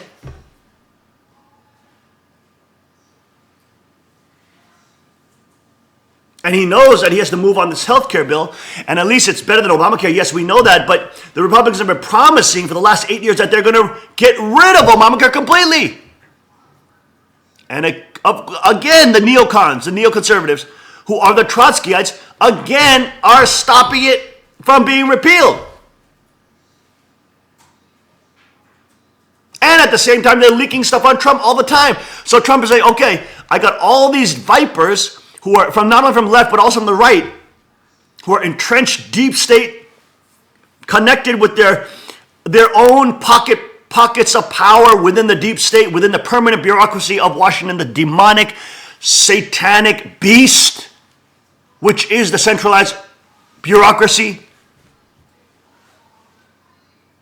And each one of them with the pockets of influence and pockets of the intelligence community, which they control, are leveraging all that against Trump. And he's having to face all these vipers. So of course we want to give him the benefit of the doubt that he's moving forward and that he has an ace up his sleeve, that he has a trump card that he can pull out. But again, him going along with Ryan Care is a serious issue. Let's go to this very, very powerful interview with Dr. Steve Pachinik and InfoWars Alex Jones interviewing Dr. Steve Pachinik. Let's go to this interview. Everybody knows who he is, Dr. Steve Pachinik, stevepachinik.com. Join us till the bottom of the hour. Then I promise I'm getting to all these clips on this confirmation hearings going on. When I got to say this. Let's jump ahead to 3 minutes. Just keep drum beating that they're going to arrest me, everybody else, kill us.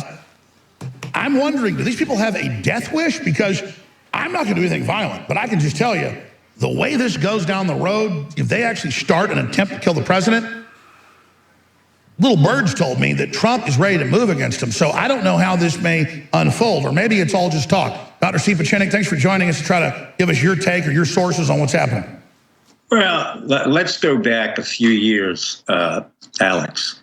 Years ago, I told you I was asked if I could be monitored from above.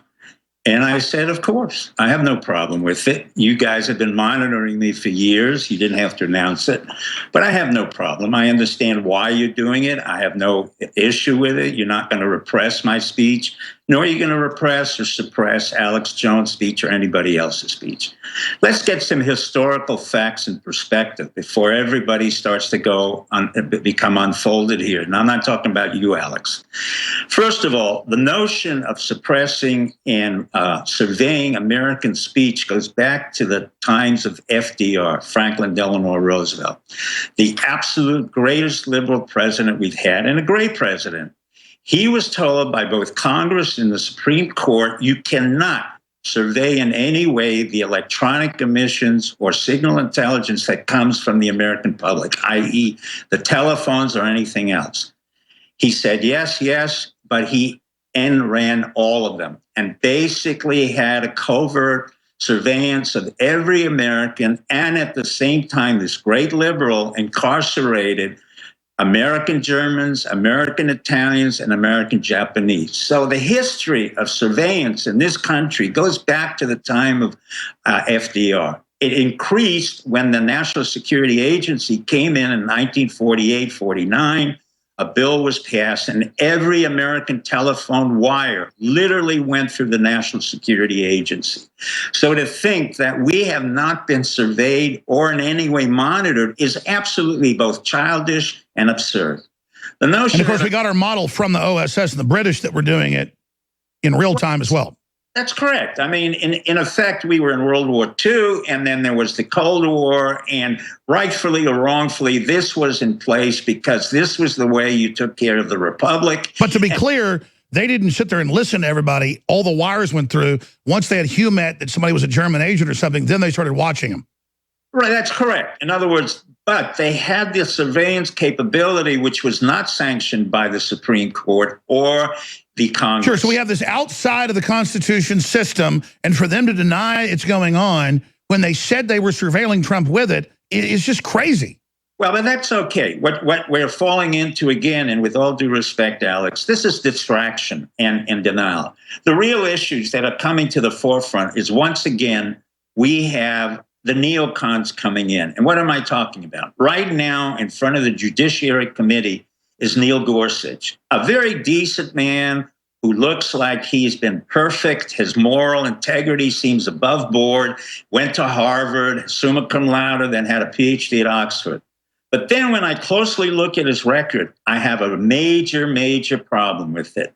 In a 14-month period during the time of 2005, when he worked directly for Attorney General Gonzalez, Gorsuch, initiated and enhanced several programs which were totally illegal and immoral. First was the enhancement of interrogation.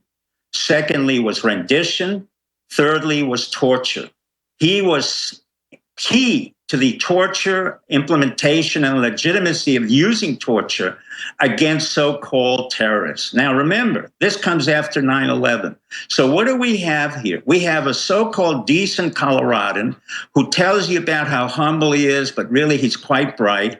And at the same time, he goes to Georgetown Preparatory School, which happens to be a Jesuit school. I have nothing against Jesuits, but clearly he learns how to follow orders. And in this case, I must say, Dianne Feinstein, as much as I don't agree with her most of the time, was correct to press in on the key issue, because the moral integrity of Neil Gorsuch does not lie in 48 years of his life. It lies in the 14 months that he was a co-conspirator with Bush, Cheney, and Wolfowitz and Condoleezza Rice and Romney to implement Patriots Act, increased terrorism, and increased interrogation. That makes him an amoral man. From that point on, I have a question that this man cannot be a judge in the Supreme Court. Now, what is in fact happening? While you and I are talking about other issues, I'm still monitoring the rise and fall of the neocons. As you know, we were successful in stopping John Bolton from coming in as a key player in State Department. Yet today he went into the White House. Whether Trump realizes this or not, or he understands what I'm saying, or a group of us who are saying, we're not dilettantes, we're not somebody who has an axe to grind, but there will be no neocons in the White House or in the State Department. Let me repeat it again so Trump and his team understands this. And Tillerson understands this. I don't care who you are. I don't care if you're the CEO of a $500 billion corporation like Mobil Oil. You do not threaten North Korea under any condition because you have a moron like John Bolton, who's never been in military, who was afraid to join our military and publicly said, I was scared to get killed in the rice paddies of Vietnam. Sure, so breaking this down, though, what do you make of the Democrats? That's my question. You get to what you want in a minute, but I'm asking, they are in a I get it's a distraction, but they're literally running around saying, kill the president, and they're not getting in trouble. Alex, they're not relevant. Right now, the Democrats are not relevant. The only thing they're relevant to do, and I'm going back to this point, they cannot have neoconservatives coming in. You can't have the 9/11. So you're saying the neocons are the dangerous group, and Trump can't appease them. Dangerous group. Dianne Feinstein is not dangerous. Nancy Pelosi is not dangerous. Michael Moore is not dangerous. They've all been neutralized. What happened is, thanks to you and the group and those of us who kept the revolution going, the neocons who've been cowards and deprecated you, me, and Trump snuck back in like a bunch of rats, and they're back in the White House. And instead of focusing on the neoconservative rise, which leads with Gorsuch, Bolton, Abrams, all of whom have no right to come back into the administration. They were cowards. They were people who... Well, let me ask you this. I mean, I understand that. What do the neocons want? And then looking at what's happening with Korea, what's going on with China and the South China Sea? Alex, listen to me. I know you don't like it right now. We're not on the same wavelength.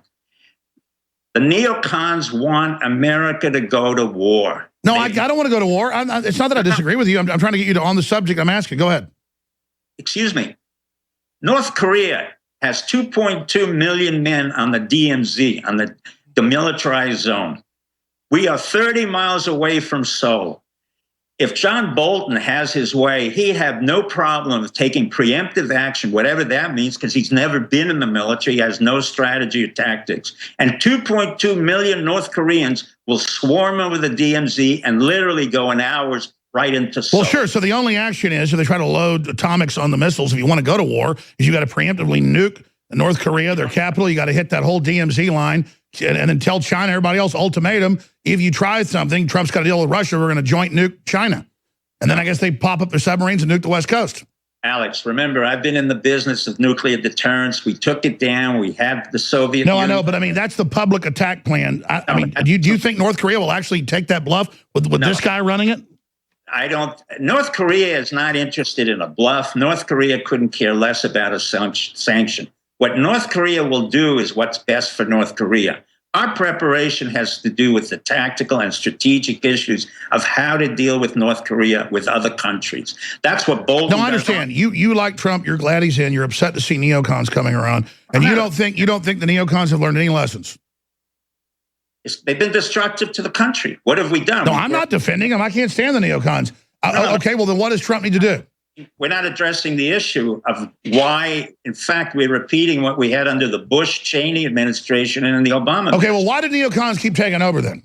Because they're there and they're able to be incredibly, like snakes or like rats. They're on the ship. I'm not around in Washington. You're not around in Washington. They're able to co-opt the Conservative Party. They're funded by Shelley Adelson, or they're funded by the Mercers or whoever it is. What they do is they tell Trump and his weaker people, will be nice just as soon as Trump lets us run things. But then every time he lets them in, they leak information. That they are a group of rats.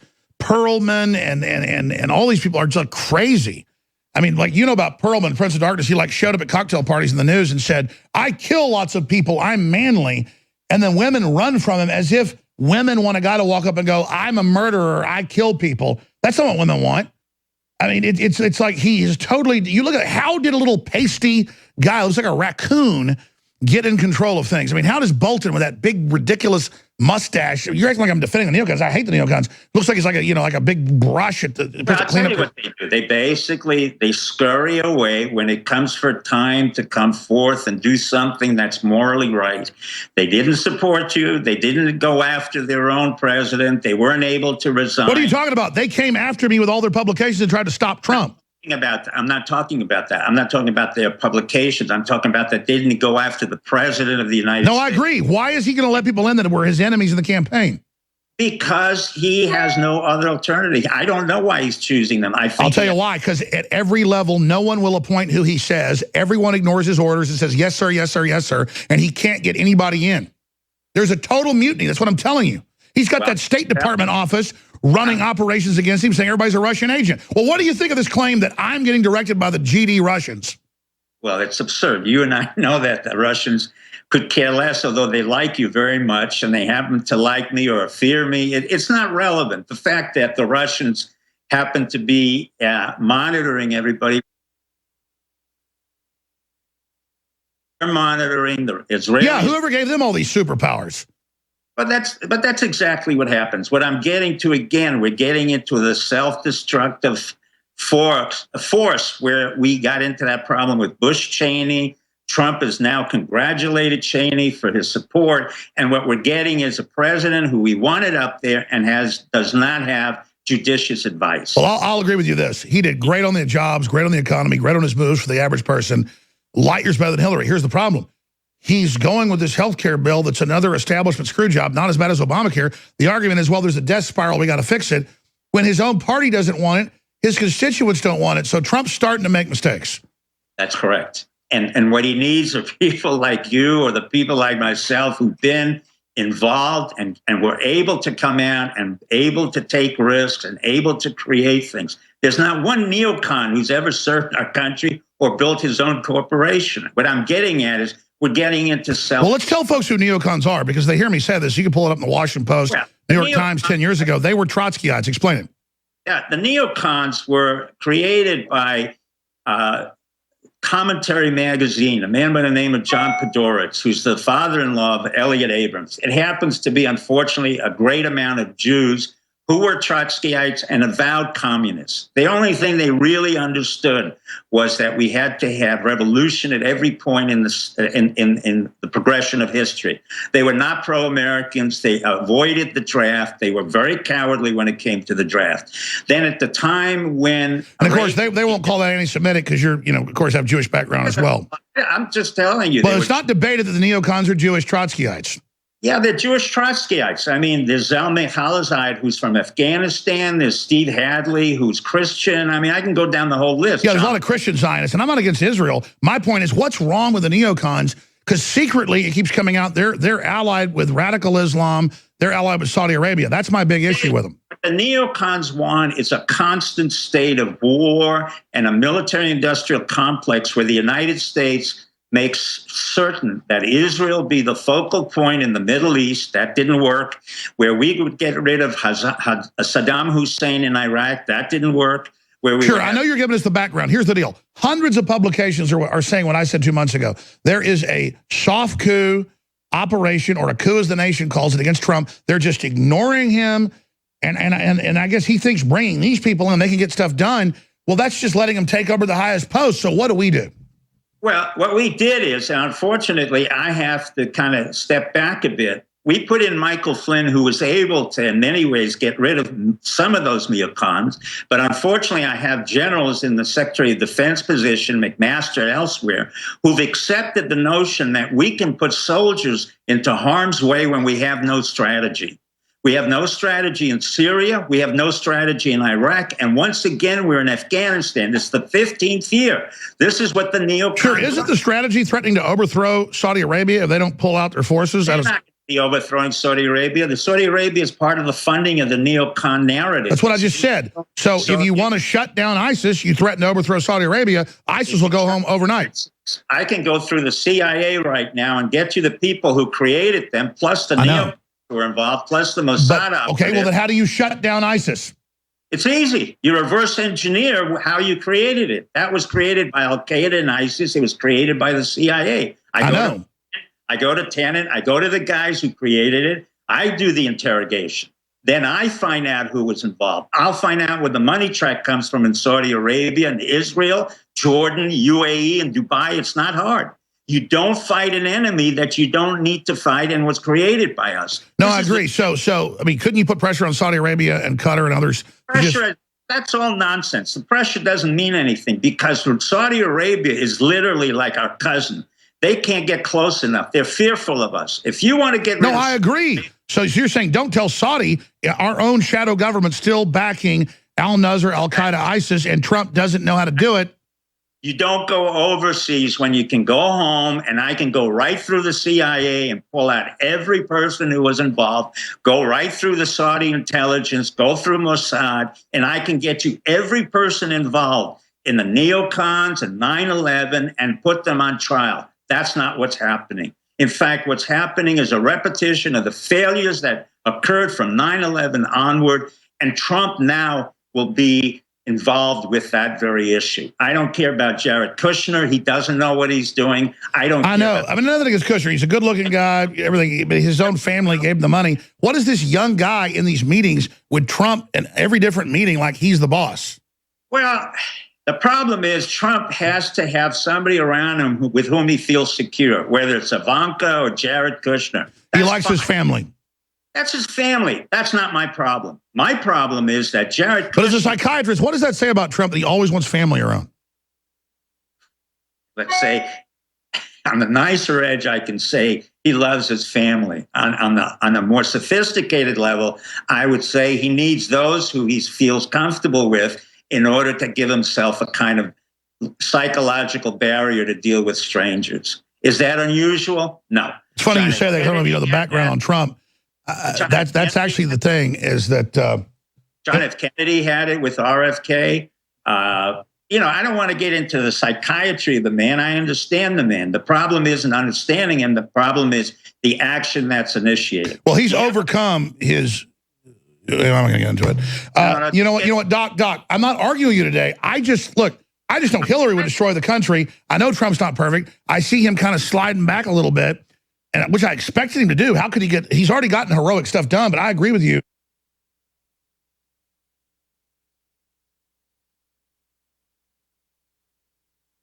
Technical difficulties? Just a historical note for John Podores that he mentioned, Commentary Magazine, also worked for the Washington Times for a time.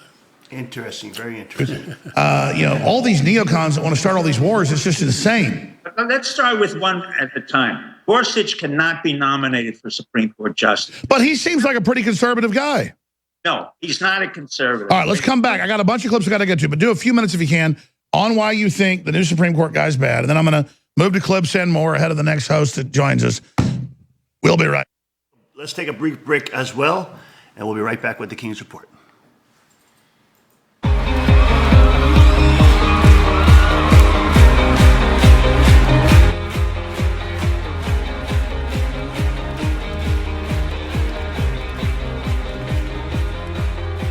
At break of day, in hope we rise, we speak your name.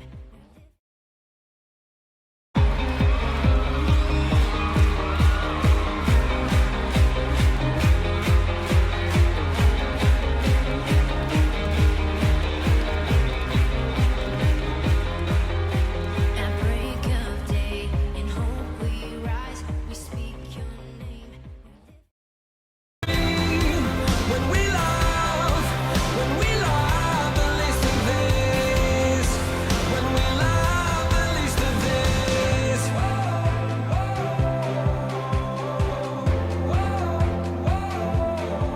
break our hearts once again.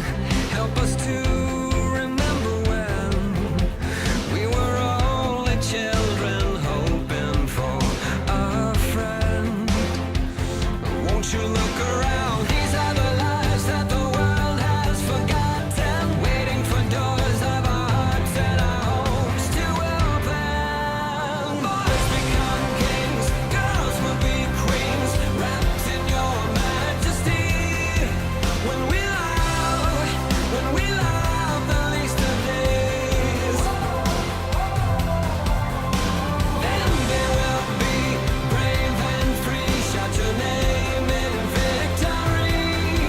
When we love the least of these, when we love the least of these, if not us, who will be like Jesus to the least of these? If not us, tell me who will be like Jesus to the least of these. Boys become kings, girls will be queens, wrapped in your majesty. When we love.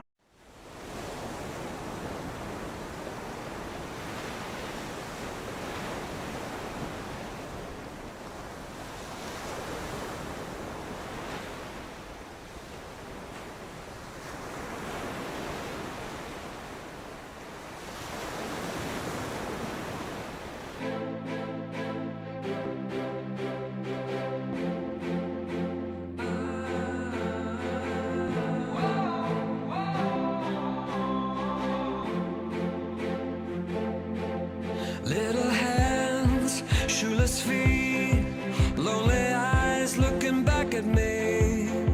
Will we leave behind the innocent to grieve? On their own, on the run, when their lives have only begun. These could be our daughters and our sons. And just like a drum, I can hear their hearts beating. I know my God won't let them be defeated. Every child has a dream to belong and be loved. Boys become kings, girls will be queens, wrapped in your majesty. When we love the least of these, then they will be brave and free. Shout your name in victory. When we love the least of these, when we love the least of these.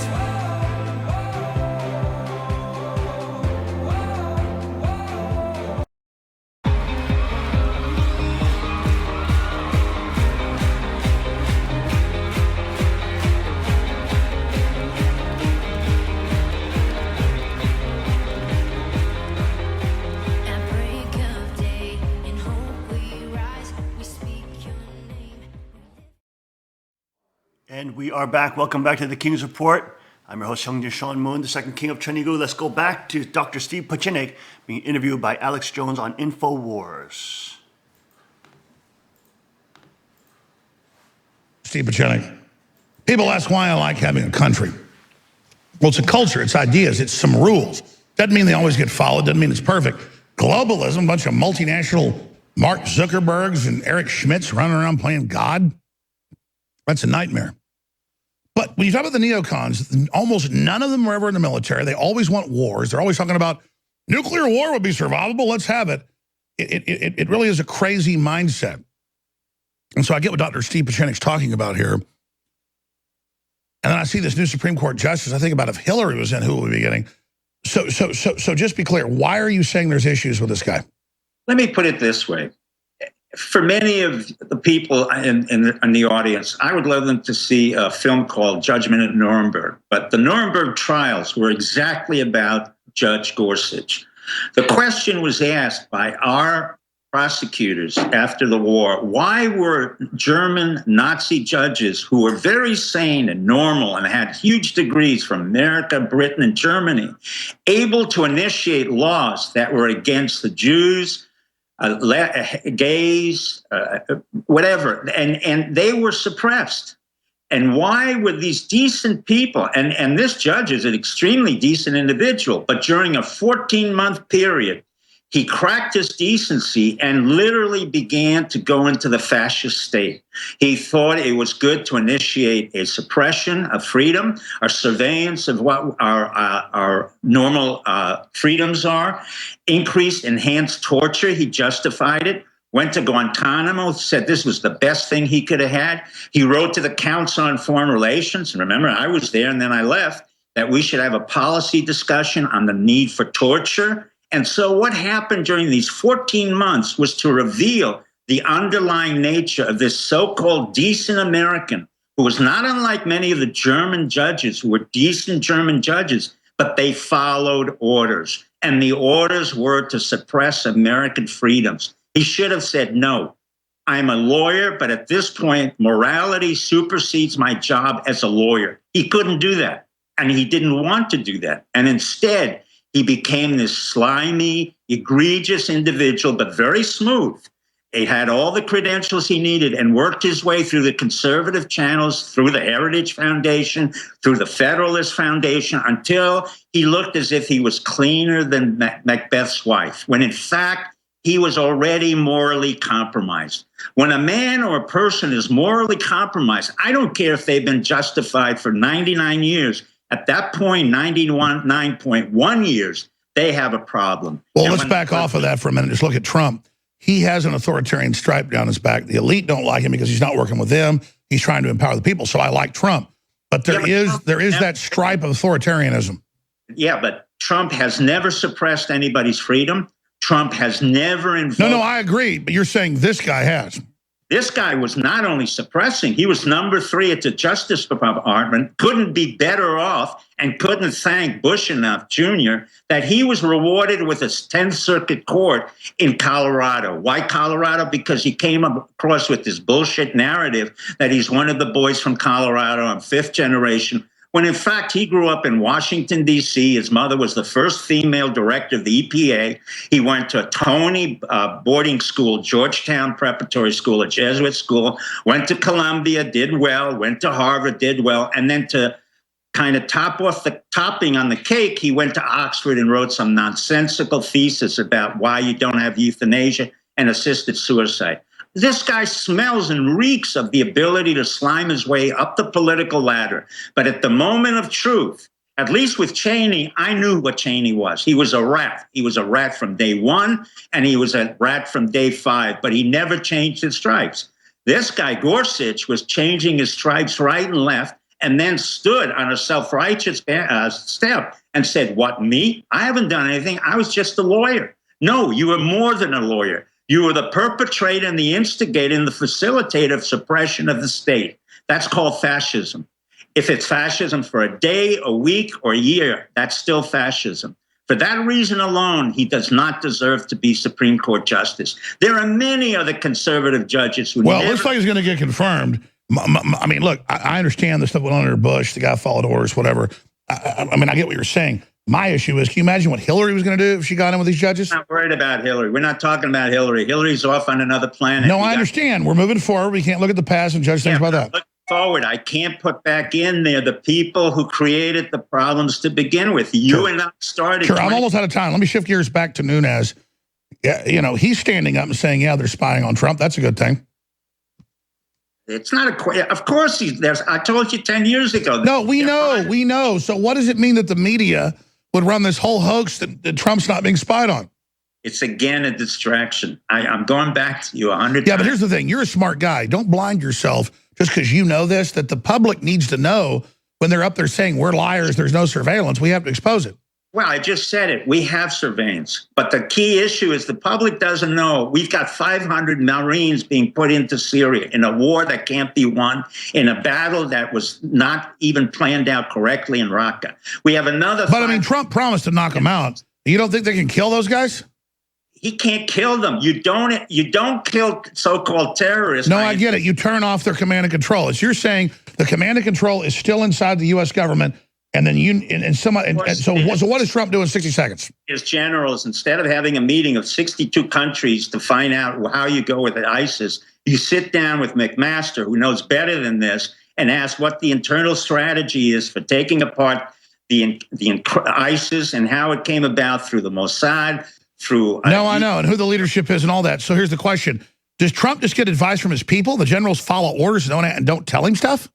No, the generals give him the order. They tell him exactly what he wants to hear. He's not a strategist. He's never been in combat. No. Trump tells, I know for a fact, Trump tells the commanders, the CIA, the Defense Department, all of them, he says, what's the best plan? He listens to him. He says, do it. Trump actually says, just do it. So the claim that he's not, you know. But I'm trying to tell you, Alex, the generals have failed in doing what they're supposed to do. And the reason is very simple. They were there in the first Iraq war, they failed. In the second Iraq war, they failed. They haven't won a war. They've been in battles, but not wars. So they're ready to fight wars and not ready to use intelligence to cut it off at the head. You got it. You use the basic premise of all wars is you win it by using the head, not by using guns. I got it. Put guns on the ground, particularly with the Marines, you've got cannon fodder. I've got boys who just came back from Africa. They don't know what they were doing in Africa. They don't know why they were shooting at certain people. They don't know why we have troops in Eastern Africa. I know. I understand. So you're saying it is literally just a defense contractor event. Industrial complex again. We don't need $58 billion more, and in a budget that's already bloated to $600 billion. I have 888 generals and admirals, twice the amount I had in World War II. Yet in World War II, I won 2 wars with George Marshall and Eisenhower, and we never had as many generals. All right, Dr. Pachenik, always great to talk to you. StevePachenik.com. Thank you. Bloated bureaucracy, again. Dr. Steve Pachenik breaking that down. Very important. He's probably one of the first that is coming out on the conservative side saying that Neil Gorsuch is a serious threat because of his position during that 14-month period on increased interrogation and torture procedures that are now being utilized by, of course, Baby Bush, pushing that forward. Gitmo, he went to Gitmo apparently, and Gorsuch said it was fantastic, that it's great, that this kind of procedure is good. The problem with torture is that when we engage in torture, we lose the moral high ground. When we lose the moral high ground, we lose the justification for a battle. And when a nation loses a justification battle and it start becoming a criminal syndicate, which all the crime bosses use torture as means to an end. When we start utilizing those tactics, we become a criminal crime syndicate. We have no more boundaries of what we will and will not do as a moral society. So then our wars become less and less moral. The wars that really are to fight for people to be freed and to have democracy become diluted and poisoned, and eventually they become the rhetoric of fighting for nations for democracy, but they become the facilitation of the impetus and the desire to exploit those countries because we become taken over by a criminal agents. We become possessed by the agency of evil. And that's why God commands his people. Even though we must be strong and powerful, we must be moral. We must be righteous. That is why in God's law there is the human rights delineated in the Chinese Constitution. Because even though we have power, even though there is no centralized state, even though we all have guns and AR-15s and very powerful weapons that we must protect. The purpose of those things is for peace, police, militia, to protect and preserve our neighbors, our communities. Not to engage in endless warfare.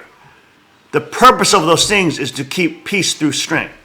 The purpose of the things is to deter and to dissuade and to destroy criminals who seek to subvert that peace and order.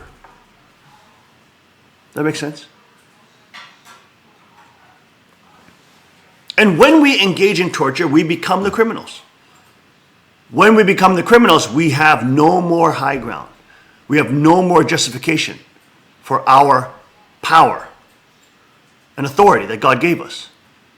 When we start torturing and seeing that as a common and good tactic to fight warfare, even though many studies have shown that it's not effective, and the people will essentially tell you what they are being tortured for, what you want to hear. They'll say whatever they want, especially if the torture is at such a high level. Doesn't actually increase intelligence gathering and or the effectiveness of intelligence gathering. According to the top generals like Flynn, who eventually convinced Trump not to speak so positively about torture. And of course, that is one of the elements that Trump is wrong in. When we engage in torture, we become ISIS. They are in torturing. They are into dismembering, eating the organs. I mean, there's no limits once we get involved in the business of torture. And when there are no limits, you have people trying to play God. And when they play God, that nation is starting to fall. It's all about understanding the limitations of power, even our own personal power, and that there are lines that we cannot cross, just like the fall. God said there are lines that you cannot cross. Sexuality is there for beauty and enjoyment and pleasure, but within marriage, there's a line you must not cross. When Adam and Eve fell and created the fallen sexual world, well, now we've crossed the line and now we are fallen. God creates those powerful power bases to be contained within places where he knows they will be fruitful and they will multiply and they will have true dominion. Not in places where they will wreak havoc, destruction, chaos. And the power that God gives us as well, political power and or the ability of sovereignty and or dominion, must not be abused to include torture. Because when that happens, then we leave and fall from God's place of dominion and we start becoming Satan. We'll be right back after this short break on the King's Report.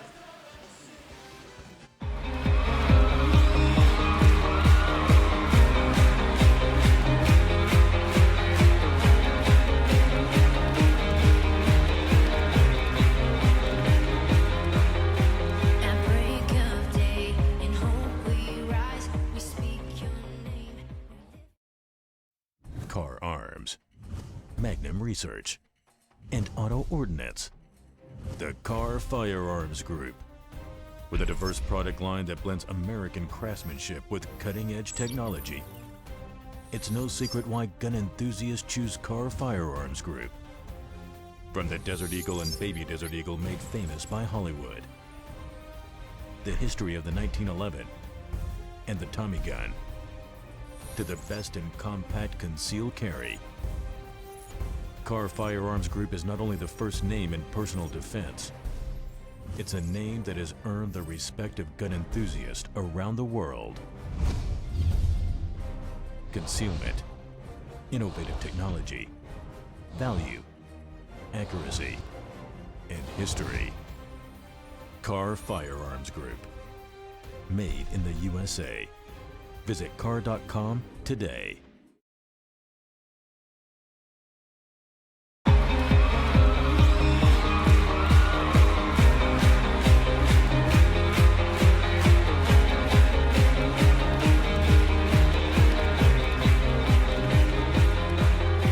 At break of day, in hope we rise, we speak your name.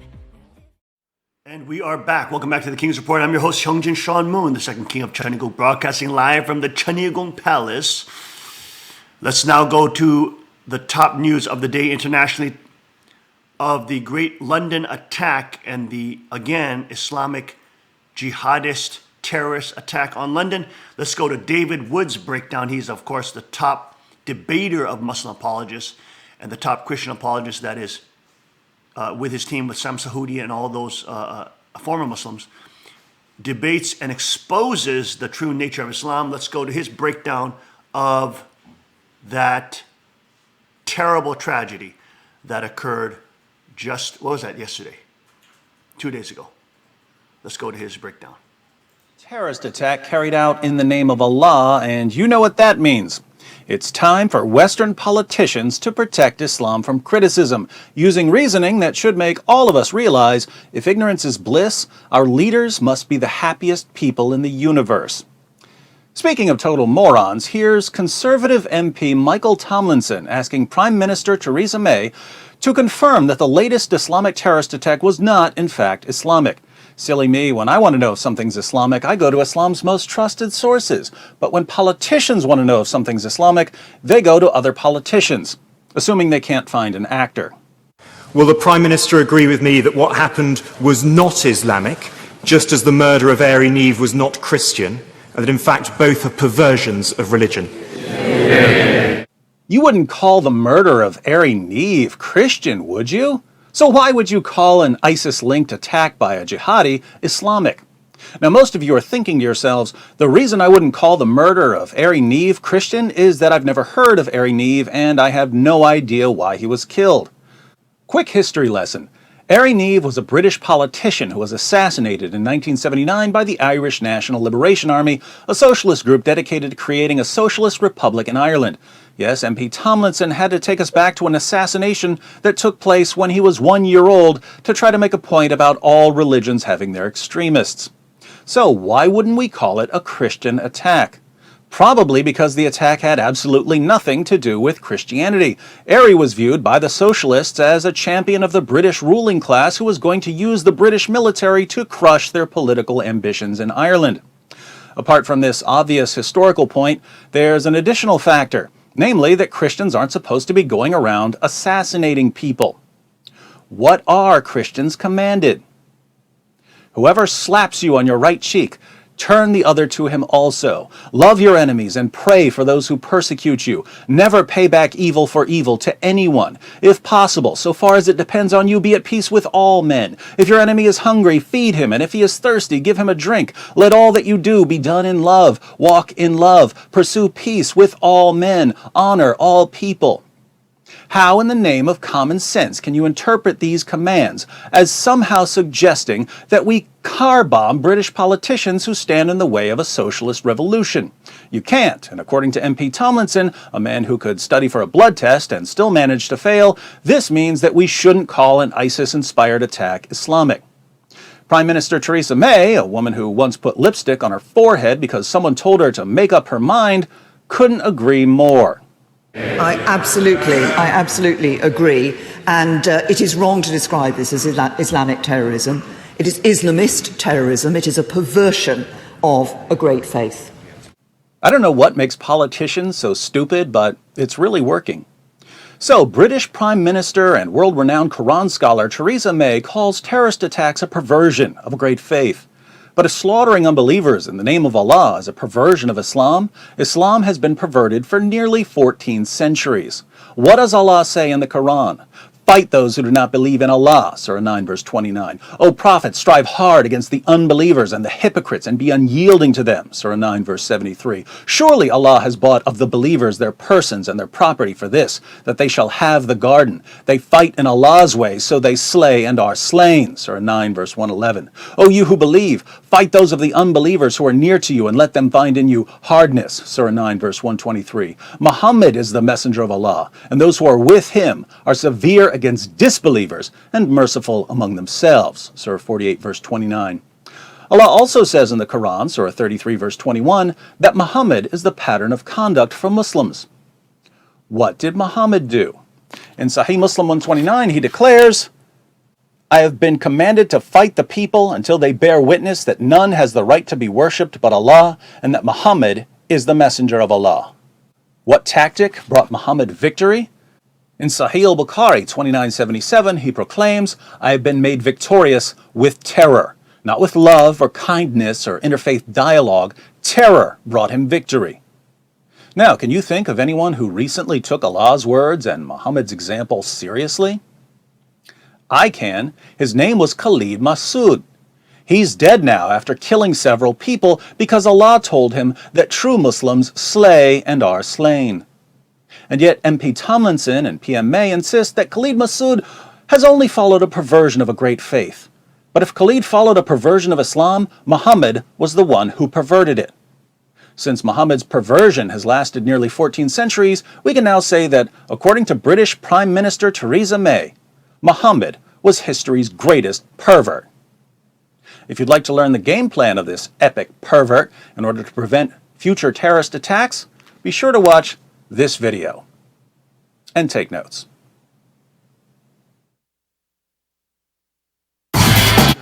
Three stages of jihad, which is also a very interesting video.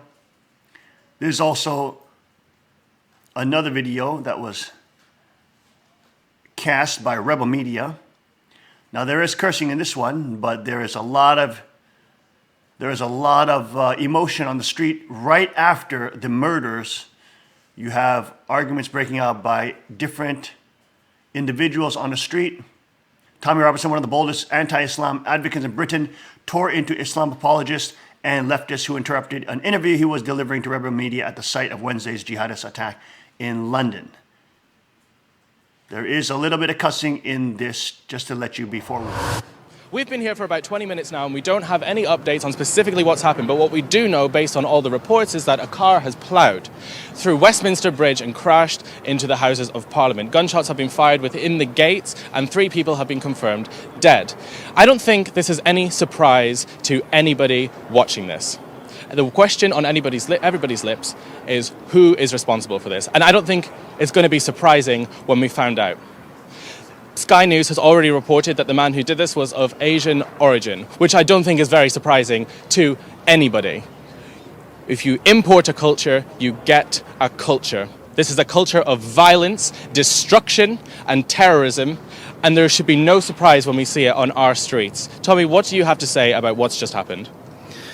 Just going through, as I said, as we're walking around here, we've gone past young people, young girls with blankets over them from the shock. This isn't a shock to me. I don't understand people who are surprised by this. We've had 12 suspected terrorist attacks planned last year. If they would have been successful, you'd have seen shopping centres, you'd have seen aeroplanes, you'd have seen nightclubs, you'd have seen a war zone on our streets, similar to this, every single month. Then, and only then, might people realise we are at war. We're in war already. We have over 3,000 Muslims who are monitored 24 hours a day, 7 days a week. Every week, costs a £9 billion a year. Yeah? We're following and waiting for them to do this. We have had 450 ISIS fighters been allowed to return to our country. They've gone and fought for ISIS. They've been in training camps. They've been beheading people. They've been raping people. And they're walking the streets of our capital city. They're living with us. Our government have failed us. Don't come out and act all strong on this, Home Secretary, Theresa May, because you haven't been strong. You've been weak. You've showed cowardice. Okay? very quick to label this as a foreign terrorist? Because my head is not up my arse. Yeah? My head is not up my arse. This is an Islamic jihad attack. The man that done this would have either been radicalised in a prison or he would have been radicalised on the streets of the UK with full knowledge of our government and our security services. They will know who he is. Do you have information that no one else seems to know? Yeah, mate, I have information that shows there was 4 terrorist attacks last week in France. 4 in France. There was 12 planned last year. Driving your car like this man has done is exactly what the Inspire magazine, which is Al-Qaeda's magazine, which was downloaded by 50,000 British Muslims last year. 50,000 British Muslims downloaded a terrorist manual in our country. 50,000, not 10, not 20, 50,000 people who want to see exactly what you see there. That's what they want. They want war, they want death, they want destruction, and we keep on pandering like you just come up to me saying it's got nothing to do with Islam. It's got everything to do with Islam. Everything to do with Islam. It's got everything to do with Islam. I'm simply asking how you're Okay, so well, sure of the political I'm on the motives. reality. This is the reality. The reality is this is a war. These people are waging war on us for time. This has gone on for 1,400 years. This is nothing new. And the whole time while this goes on, police leaders or political leaders want to invite more. They want to invite more. The blood is on the hands of people like you and the left who have allowed these people to come into our country and caused chaos. There are going to be knocks on the door of families tonight saying that their daughters, their mothers and their family have probably been maimed and killed in the streets of our own capital. And the left have allowed it to go unnoticed. And we have people like this laughing hysterically. Is this really a time to laugh? There is a fucking terrorist attack. There is a fucking... Because it's so shocking that you would laugh at something like this. This is a terrorist attack. This is... And this country is being fucked by people like this who think it's hilarious that anybody who criticizes Islam is some fucking scummy, lower class fucking racist. These people who speak out against this are the ones who are trying to prevent it. And every single one of you who think this is funny, the blood is on your fucking hands for turning a blind eye to all of this. There are the alternative news there on the streets in London right after the attacks. Also, Arabic TV viewers reacted with smiley emoticons, thumbs ups. This is Paul Joseph Watson's written report. We saw his video report, but look at these actual pictures from Al Jazeera Live. Breaking news. Look at all these smiley faces people are putting on. Smileys and thumbs up. Look at this. You can see it right here. All these smileys, thumbs up. Clear evidence has emerged of Muslims celebrating yesterday's Islamic terror attack in London, demolishing once again the left's contention that Islam is a religion of peace. A screenshot from France 24 Arabic's live video feed shows Muslim viewers reacting to the rampage with smiley faces and thumbs up. In addition, comments below the live feed include individuals remarking God, cursing infidels, and that's how the lone wolves of Allah operate. There you are right there. See the smiley emoticons as well as the likes as well. Paul Justin tweets, "Dear #NotAllMuslims crowd, please explain why ordinary Muslims were celebrating the attack on London today." Viewers of Al Jazeera English's live video feed of the attack also reacted with most smiley-faced emoticons and thumbs up. In the screenshot below, just 2 out of 26 respondents react with sad or angry face. Just 2. Only 2. Everything else are laughing hysterically and thumbs ups. Oh, that's interesting for a moderate Muslim country, isn't it? Or a Muslim population. Very interesting. Al Jazeera viewers seem to react with joy over London terror attack. Aldosterone, who was watching the live feed at the same time, commented, "I'm watching Al Jazeera Live. You wouldn't believe the number of likes, well done, and Allahu Akbar." Aldosterone saying that, tweeting that, #terrorism. Numerous English speakers in the comments also expressed their shock at how the attack was being celebrated. Why would any decent human being be happy about this? What's with the happy faces? Shameful. Other Westerners saying some laugh because they think they're watching a movie. When did humans lose compassion and become such fools to think we are on one? The laughing emojis should be flagged as terrorists. I am Muslim. For your information, this is messed up.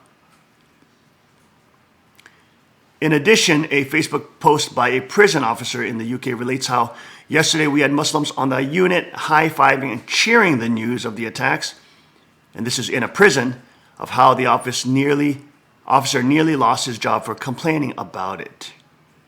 There's a screenshot by Facebook. Tommy, I am a prison officer, also ex-forces.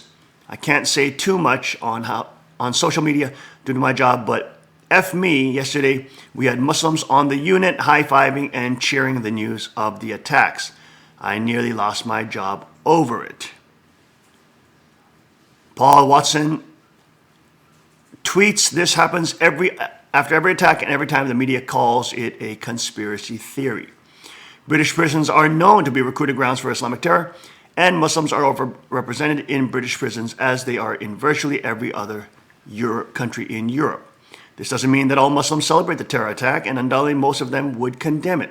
However, the idea of ordinary so-called moderate Muslims celebrating terrorist attacks drives fear into the heart of the leftist establishment, because it demolishes the notion that Islam is a religion of peace, and that only a tiny minority of Muslims support terrorism.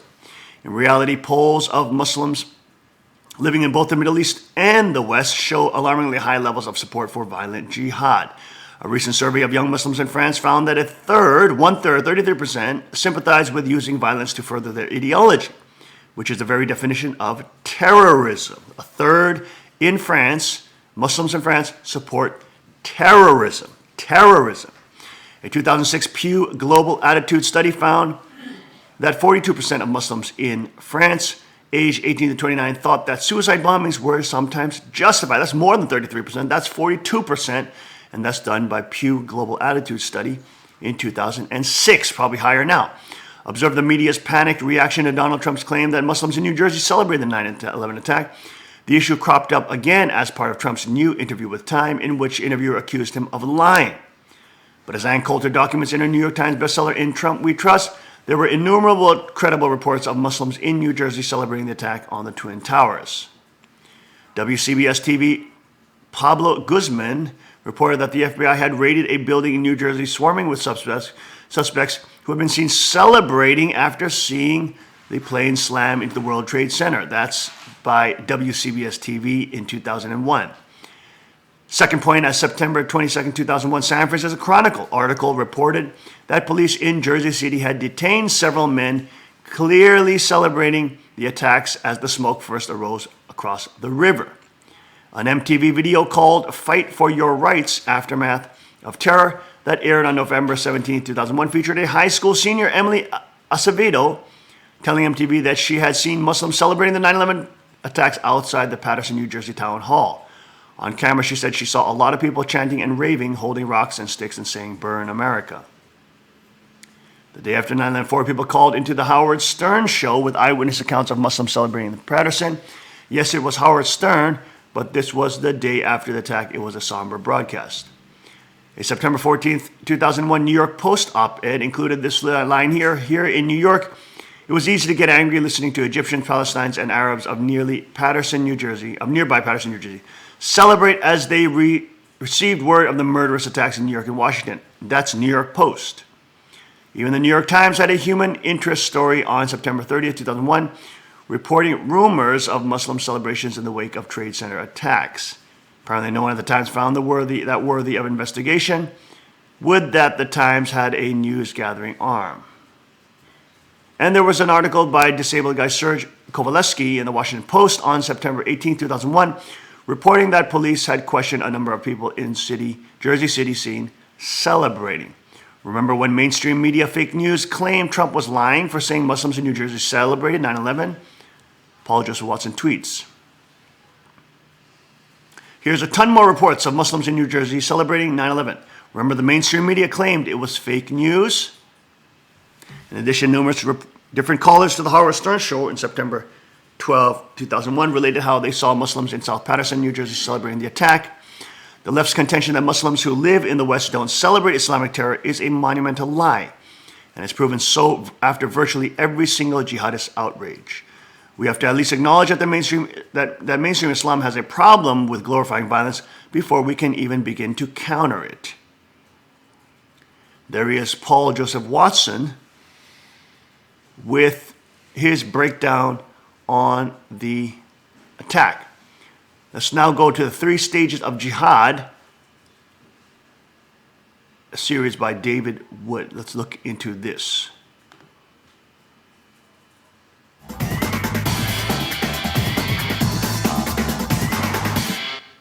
Islam can be a little confusing. You meet a Muslim at the grocery store, nicest person in the world, cute kids, loves America. Later that day, you turn on your television and wait a minute, some other Muslim just blew up the grocery store. What's going on here? Who represents Islam? The peaceful Muslim buying tomatoes or the violent Muslim bombing tomatoes? You'd like an answer, so you open up the Quran. You read Surah 2, 256, there is no compulsion in religion. That sounds peaceful and tolerant. I guess the peaceful Muslims are the true followers of Islam. Then you go to Surah 929, fight those who do not believe in Allah. That's not nice. Now it seems like the violent Muslims got it right. The evidence points in different directions, so what are you supposed to believe? Partnership between America and Islam must be based on what Islam is, not what it isn't. If you've ever wondered why there are both peaceful and violent passages in the Quran, if it's ever bothered you that Muslims demand religious tolerance in the West while Christians and Jews can't build churches or synagogues in Saudi Arabia, if you've never quite grasped why organizations like CARE or ISNA claim that Islam is a religion of peace while they support terrorism behind the scenes, welcome to the most important video you'll ever watch. You can't understand Islam in the world today without understanding one essential fact. Jihad proceeds in stages. As the tiny tadpole grows into the bellowing bullfrog, as the lowly acorn becomes the mighty oak, as adorable Parent Trap Lindsay Lohan transforms into whatever she is now, so also the tolerant toddler of peaceful Islam eventually goes through puberty. That's when we all find out what full-grown, Jew-hating, church-burning, wife-beating, apostate-killing, Allahu Akbar yelling Islam is really like in all its blood-spattered glory. Whether you look at the life of Muhammad, or the early Muslim community, or the Quran, or the Hadith, or the Sirah literature, or classical Muslim commentaries, or modern Muslim scholarship, or the spread of Islam in the world today, you will find the exact same pattern. There are 3 stages in the call to jihad, depending on the status of Muslims in a society. And if you understand these 3 stages, you'll understand Islam, 14 centuries of Islamic history, and the situation we're in right now. Partnership between America and Islam must be based on what Islam is, not what it isn't. Stage 1, stealth jihad. When Muslims are completely outnumbered and can't possibly win a physical confrontation with unbelievers, they're commanded to promote peace with non-Muslims and to preach a message of tolerance. For instance, when Muhammad and his followers were a persecuted minority in Mecca, they criticized the beliefs of the polytheists, but they did so peacefully. The revelations Muhammad received during this time proclaimed a future judgment for unbelievers. Allah will one day punish those who reject Muhammad. But in the meantime, to each his own. Live and let live. Coexist. A characteristic chapter from this period is Surah 109. As the Holy Quran tells us, Say, O unbelievers, I do not serve that which you serve, nor do you serve him whom I serve, nor am I going to serve that which you serve, nor are you going to serve him whom I serve. You shall have your religion, and I shall have my religion. Muslims in the West point to passages like this as evidence that Islam is inherently peaceful. But we know from Muslim sources that while Muhammad was calling for religious tolerance in Mecca, he was already planning to conquer the world in the name of Allah. He even tried to lure pagans to Islam by promising them victory over the non-Arabs. Let's look at a passage. One day, some of Muhammad's tribesmen went to his uncle Abu Talib because they wanted to arrange a truce with Muhammad. They wanted Muhammad to stop criticizing their beliefs. Watch what happens. Abu Talib sent for the messenger of Allah. And when he came in, he said, Nephew, here are the sheikhs and nobles of your tribe. They have asked for justice against you, that you should desist from reviling their gods, and they will leave you to your God. Uncle, he said, shall I not summon them to something which is better for them than their gods? What do you summon them to? He asked. He replied, I summon them to utter a saying through which the Arabs will submit to them, and they will rule over the non-Arabs. Abu Jahl said from among the gathering, "What is it by your father? We will give you it and 10 like it." He answered, "That you should say, there is no deity but Allah." Think about this for a moment. Muhammad's walking around Mecca calling for peace and tolerance. But behind closed doors, he tells the Quraysh, "Join me and we'll rule over the non-Arabs, Christians, Jews, Persians, etc." These groups aren't attacking Muhammad at all, and he's already planning to conquer them. What does he need in order to subjugate the non-Muslims? He needs an army. And so he asks his tribe to convert to Islam. Now, how many times have we seen Muslim groups in the world today calling for tolerance in public, but saying something very different in private? Goes back to Muhammad. One of the key features of stage 1 is taqiyya, concealing Islam's true intentions in order to protect the Muslim community. This was eventually made explicit in Surah 3:28. As the Holy Quran tells us, "Let not the believers take disbelievers for their friends in preference to believers. Whoso doeth that hath no connection with Allah, unless it be that ye but guard yourselves against them," taking, as it were, security. Muslims aren't allowed to be friends with non-Muslims unless they're outnumbered and they feel like they're in danger from a stronger adversary. That's when Muslims are told to pretend to be friendly. One of Islam's greatest scholars, Ibn Kathir, comments, "In this case, such believers are allowed to show friendship outwardly, but never inwardly." Abu Darda, one of Muhammad's companions, put it this way, "We smile in the face of some people, although our hearts curse them." Assalamu alaikum. Another key feature of stage 1 is victim status. Muslims like to pretend that Muhammad and his followers were persecuted in Mecca simply because they were Muslims. Total nonsense. They were persecuted for antagonizing the Meccans by mocking their beliefs. We read in At-Tabari, "The Messenger of Allah proclaimed Allah's message openly and declared Islam publicly to his fellow tribesmen. When he did so, they did not withdraw from him or reject him in any way until he spoke of their gods and denounced them.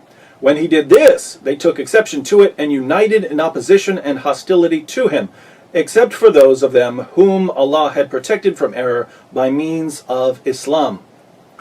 Notice that the pagans of Mecca had no problem with Muhammad preaching Islam. They became angry when he began attacking their beliefs, and they had to put up with quite a bit. Listen to this description of what the pagans went through in their own words.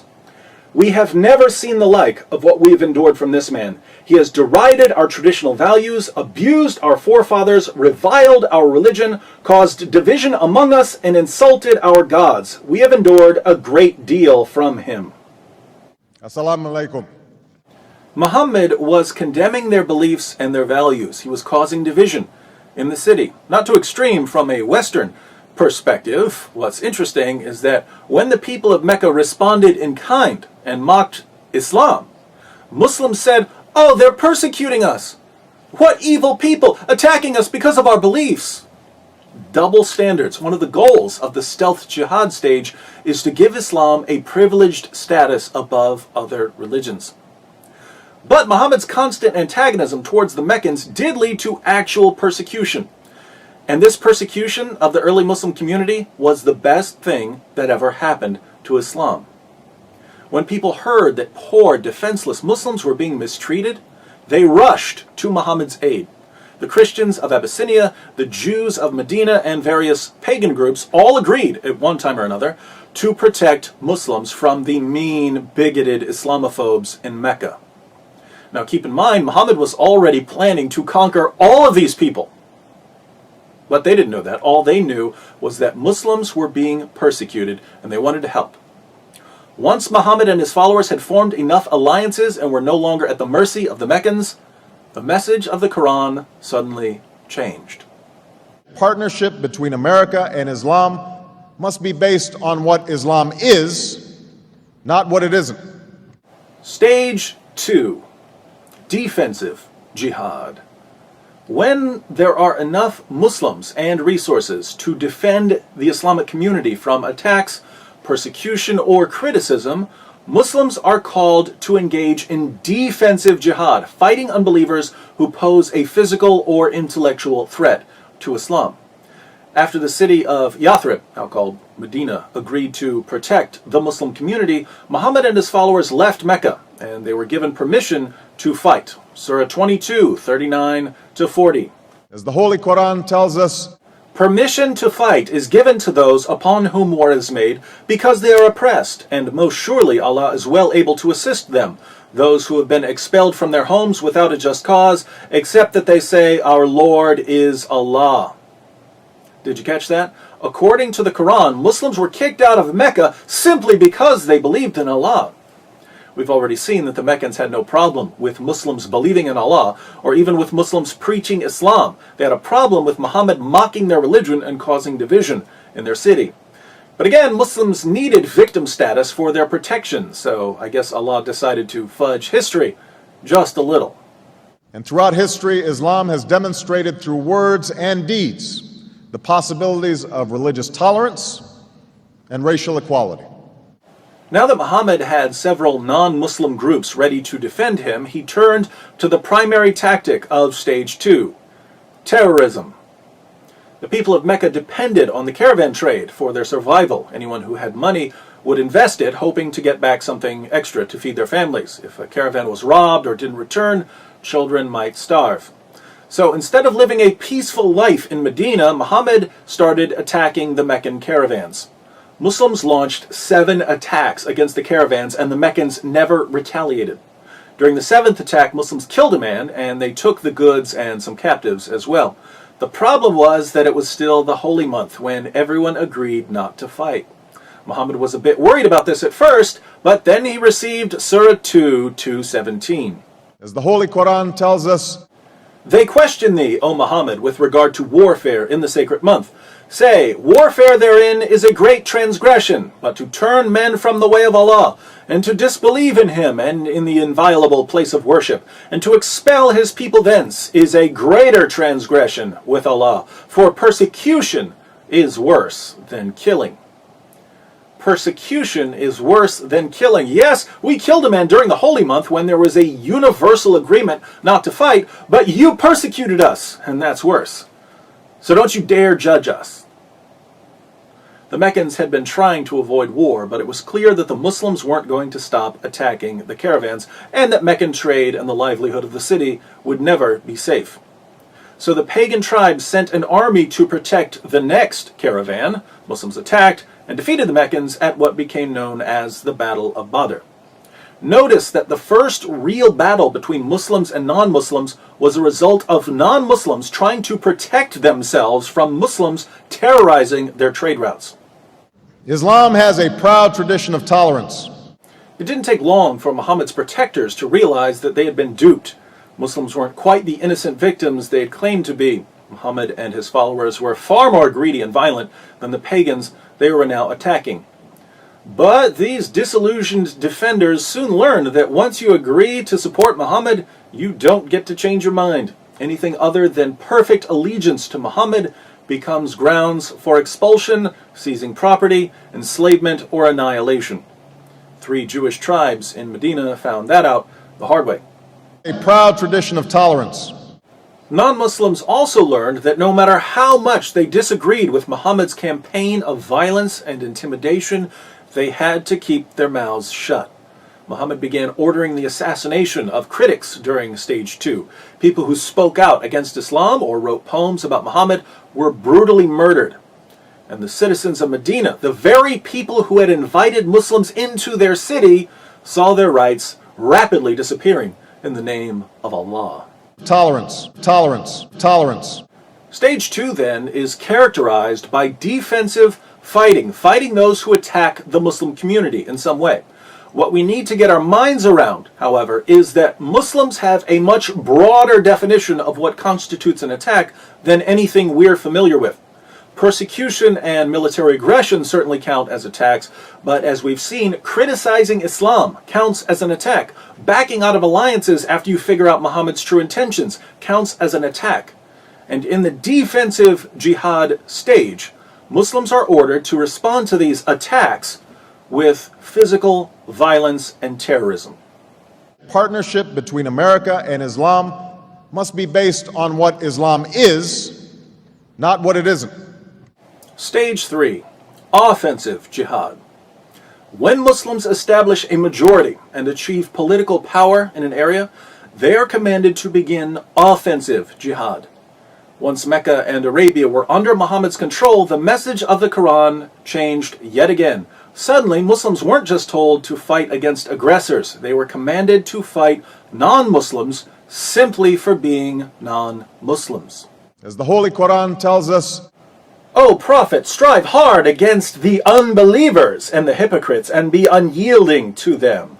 Surely Allah has bought of the believers their persons and their property for this, that they shall have the garden. They fight in Allah's way, so they slay and are slain.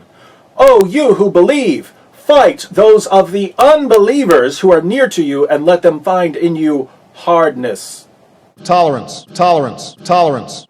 If Muslims have the military strength to expand their political power and to violently subjugate non-Muslim populations, forcing these non-Muslims to pay tribute, the Quran commands them to do so.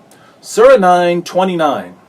As the Holy Quran tells us, fight those who believe not in Allah nor the last day, nor hold that forbidden which hath been forbidden by Allah and His Messenger, nor acknowledge the religion of truth from among the people of the book, until they pay the jizya with willing submission and feel themselves subdued. This verse doesn't order Muslims to fight oppressors or even critics. It orders Muslims to fight those who don't believe in Allah. tolerance, Tolerance, tolerance, tolerance, tolerance, tolerance. We find similar teachings in Islam's most trusted collections of ahadith. Sahih al-Bukhari 69:24.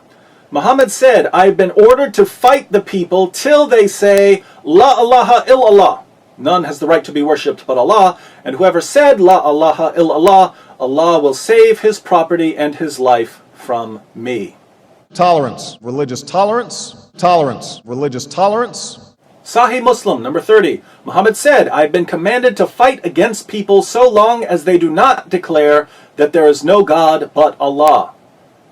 Muhammad didn't say, I've been commanded to fight people until they stop persecuting us. That would be stage 2. It's stage 3.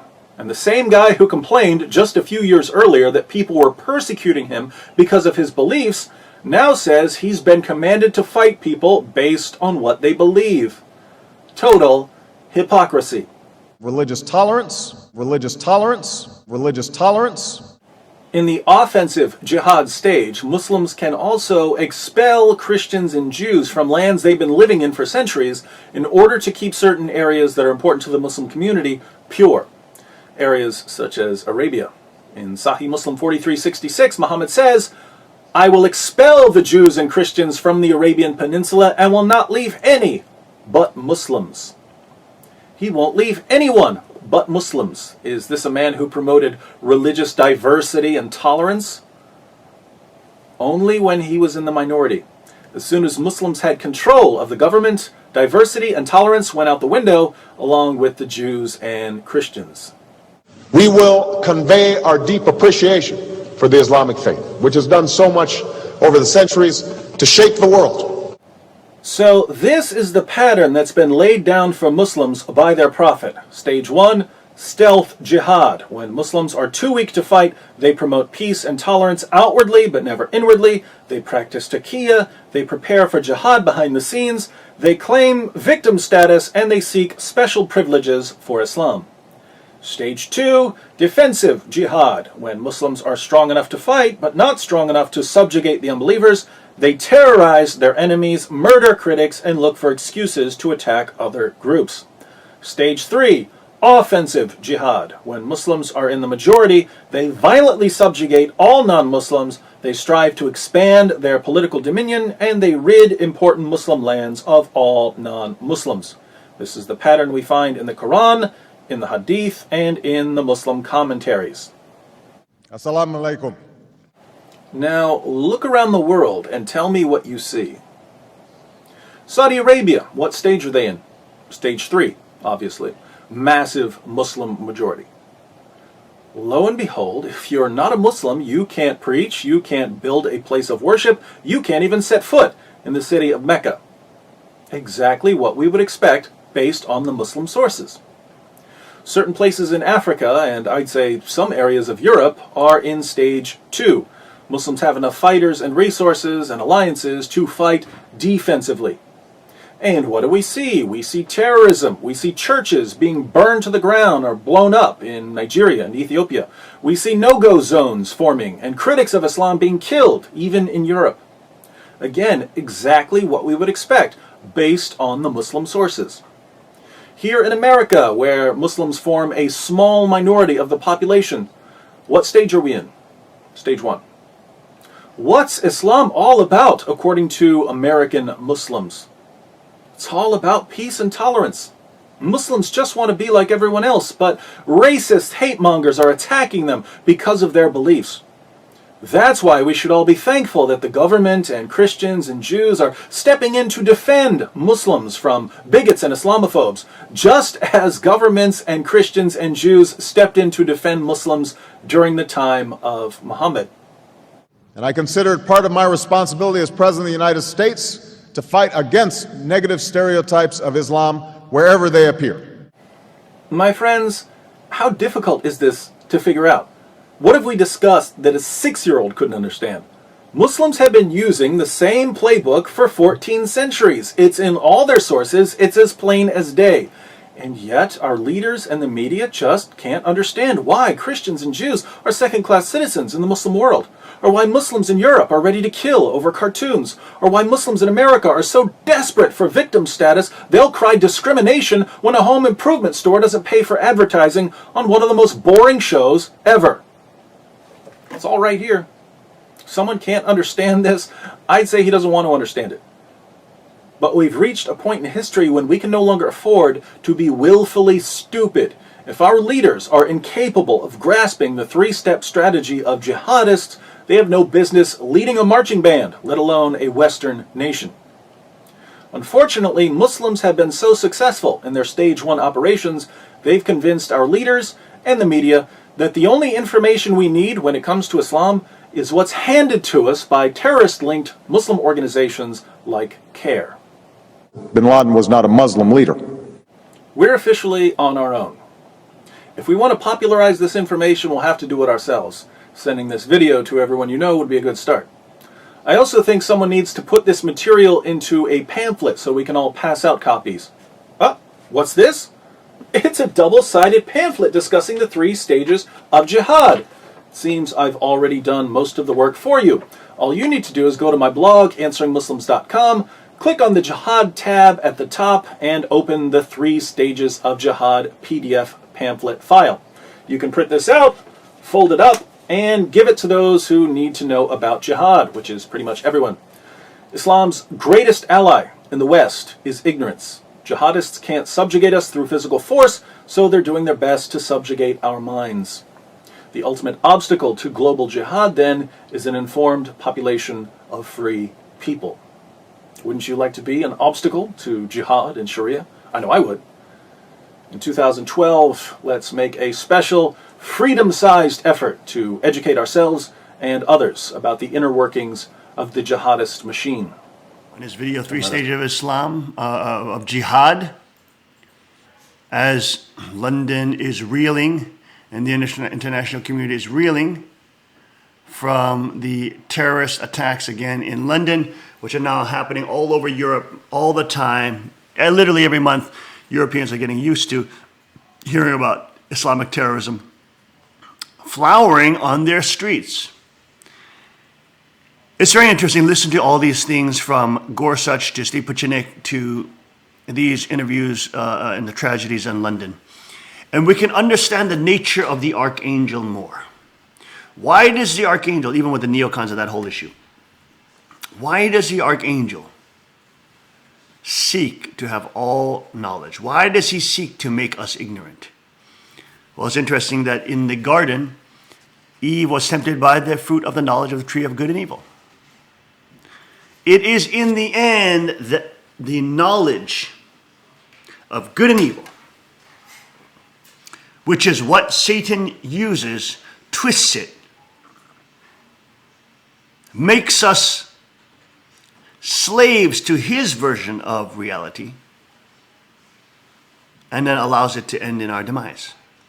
Why does the centralized archangelic states always try to gather information on their people with just this fetish for surveillance, with this fetish for holding information on all peoples, with knowing as much as they can about everybody, so that at some point they can use it against them in a court of law or use it against them as propaganda and with media? Why is it that in 1984, George Orwell's dystopian slogan was ignorance is strength? Why is it that they want to take control of education and dumb people down, reducing their IQs and allowing them to think nothing of politics? Why is it that they want to reduce intelligence for the general population but increase intelligence for themselves? We can see a glimpse into the nature of Satan. Satan, in the end, is fighting for intelligence. He's trying to monopolize intelligence. He's trying to monopolize information. Because if he can twist the information that God wanted to give you, and which your identity is connected to, if he can twist that information and say, no, you won't die if you eat of this fruit. No, don't worry, you won't fall. No, don't worry, you'll be as God. If you listen to me, you'll be as God. And when he tempts us with this knowledge, this occult promise of special powers and special wizardry and special abilities, if you follow him, whether it be through occult religions and or tactic practices or ancient techniques, they all lead to self-aggrandizement, all lead to self-idolatry, all lead to separation from God. God calls us to be moral agents in this world with freedom and responsibility, to be humble but yet powerful people, to have dominion but not be part of the criminal syndicate, to have authority but not be tyrants, to have power but not be pirates. That is the delicate balance. And that is why human beings left to their own frailty and to their temptations have sinned continuously.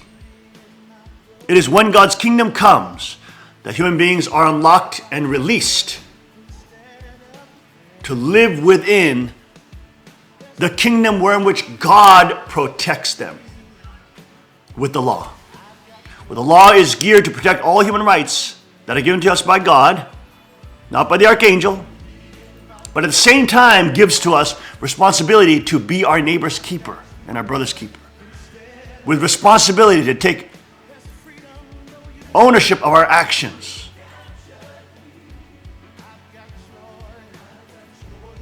And it is that world where which true morality and true human creativity can burgeon. Because creativity with no responsibility becomes demonic. Just like Satan is very creative. Just like how the globalists and the New World Order people and all the top Satanists of the world are very creative in wooing and seducing young, dumb, impressionable children.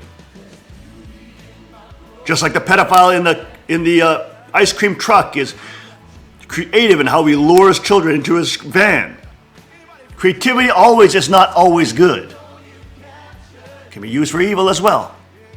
But when it is in the system, when it is in the arena of freedom and responsibility, is when creative thinking gets unlocked to help the most number of people, to actually change people's lives. That gift comes to us from God. That gift comes to us from the kingdom of God, which he establishes. That gift comes to us from the kingship that he establishes on earth. That gift comes to us from the constitution of Chanyagut, which protects human rights, but also preserves human responsibility and free will as moral agents to be in dominion over creation. We want to thank you for joining us today, Friday, on the King's Report. There are many things going on in the world. We need to be praying for our president. We need to be praying for the world. We need to be praying for people to wake up out of ignorance and to come into truth. And let us all remember that in the end, there are only two choices. Whether or not we will love God or hate God. Whether or not we will say, yes, Jesus, you are the true God. Or whether we say, no, you're not, I'll seek my own and I'll be my own God myself. We know which one leads to hell and destruction. We know which one leads to morality, which leads to real values and leads to freedom. Today is your day to decide which kingdom you will support, which kingdom you will help build, and which kingdom you will be a part of.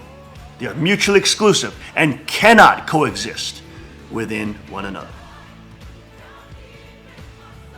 We pray that all the people of this world will open their eyes to the kingdom of God that is coming. For he said, pray every day that thy kingdom come, his kingdom come, and his will be done on earth as it is in heaven. We'll see you Monday on the King's Report, Sunday at the Sunday service. Once again, God bless, Godspeed, stay safe, and may God's kingdom come to this earth. God bless.